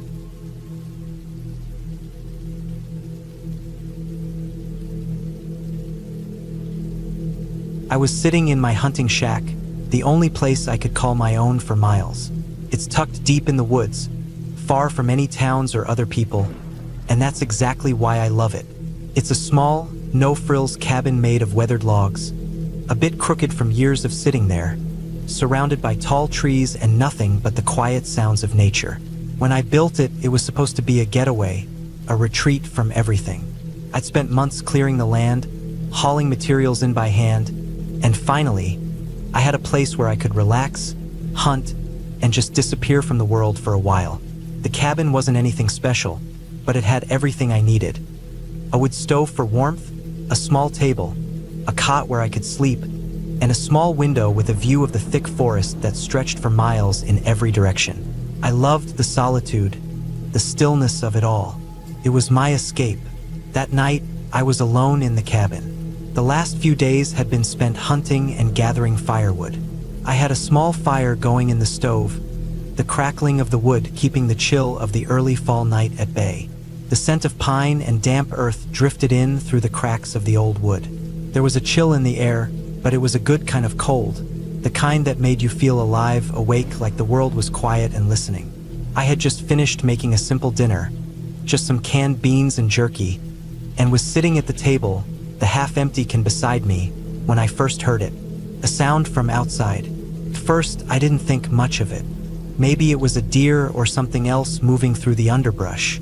The woods were full of life, even in the dark, and I was used to hearing animals rustling around. But then I heard it again. This time it was a little closer. A snap, a twig breaking, sharp and clear. It wasn't the kind of sound an animal would make. Too deliberate, too controlled. My hand instinctively moved to the rifle leaning against the wall beside me. I didn't make any sudden moves, just sat there, trying to calm my racing thoughts. I listened harder, straining to hear over the crackling fire. There it was again, another snap, followed by the sound of something. Someone moving around outside. It wasn't just the usual rustling of animals. This was different. It was deliberate, like whoever or whatever was out there was trying to move quietly but wasn't quite succeeding. I sat there for a long time, not wanting to make a sound. The fire was still crackling softly, but the silence from outside was thick, pressing in. Felt like the woods were holding their breath. I waited for a few minutes, wondering if it was just my mind playing tricks on me. But then I heard it again, this time closer, much closer. I grabbed the rifle, silently slipping it into my hands. I wasn't sure what was out there, but something didn't feel right. I wasn't going to take any chances. I moved quietly to the window, peeking out through the gap in the curtains. The moonlight was barely enough to see by, but I could just make out the shadows of the trees, their long limbs stretching out like fingers into the night. There was nothing, not a thing that looked unusual, but the hairs on the back of my neck were standing on end. I could hear it now, heavy breathing, slow and deliberate. It was coming from somewhere just outside the cabin, near the side. I froze. I didn't move a muscle, barely even breathing. It wasn't the kind of breathing an animal would make. It sounded too human. I crept back to the door, checking the lock, making sure it was secure. I didn't know who or what was out there, but I wasn't about to find out the hard way. I slid the rifle up against my shoulder, keeping my back pressed against the wall, listening for any signs of movement. The minutes felt like hours. The only sound in the cabin was the crackling of the fire and the pounding of my own heart in my chest. Outside, the breathing continued, steady and deliberate. Whoever or whatever it was still out there, circling the cabin. Suddenly, the sound stopped. Just like that, it went completely silent. I stood there, tense, waiting for something to happen. I wasn't sure if I should make a move or stay hidden. The silence was unnerving, like the world was holding its breath again, waiting for something to break it. Then, without warning, I heard a loud thud against the side of the cabin, followed by a scraping sound, like something was dragging across the logs. I jumped, the rifle nearly slipping from my hands. The sound was so close, I could almost feel it vibrating in the walls.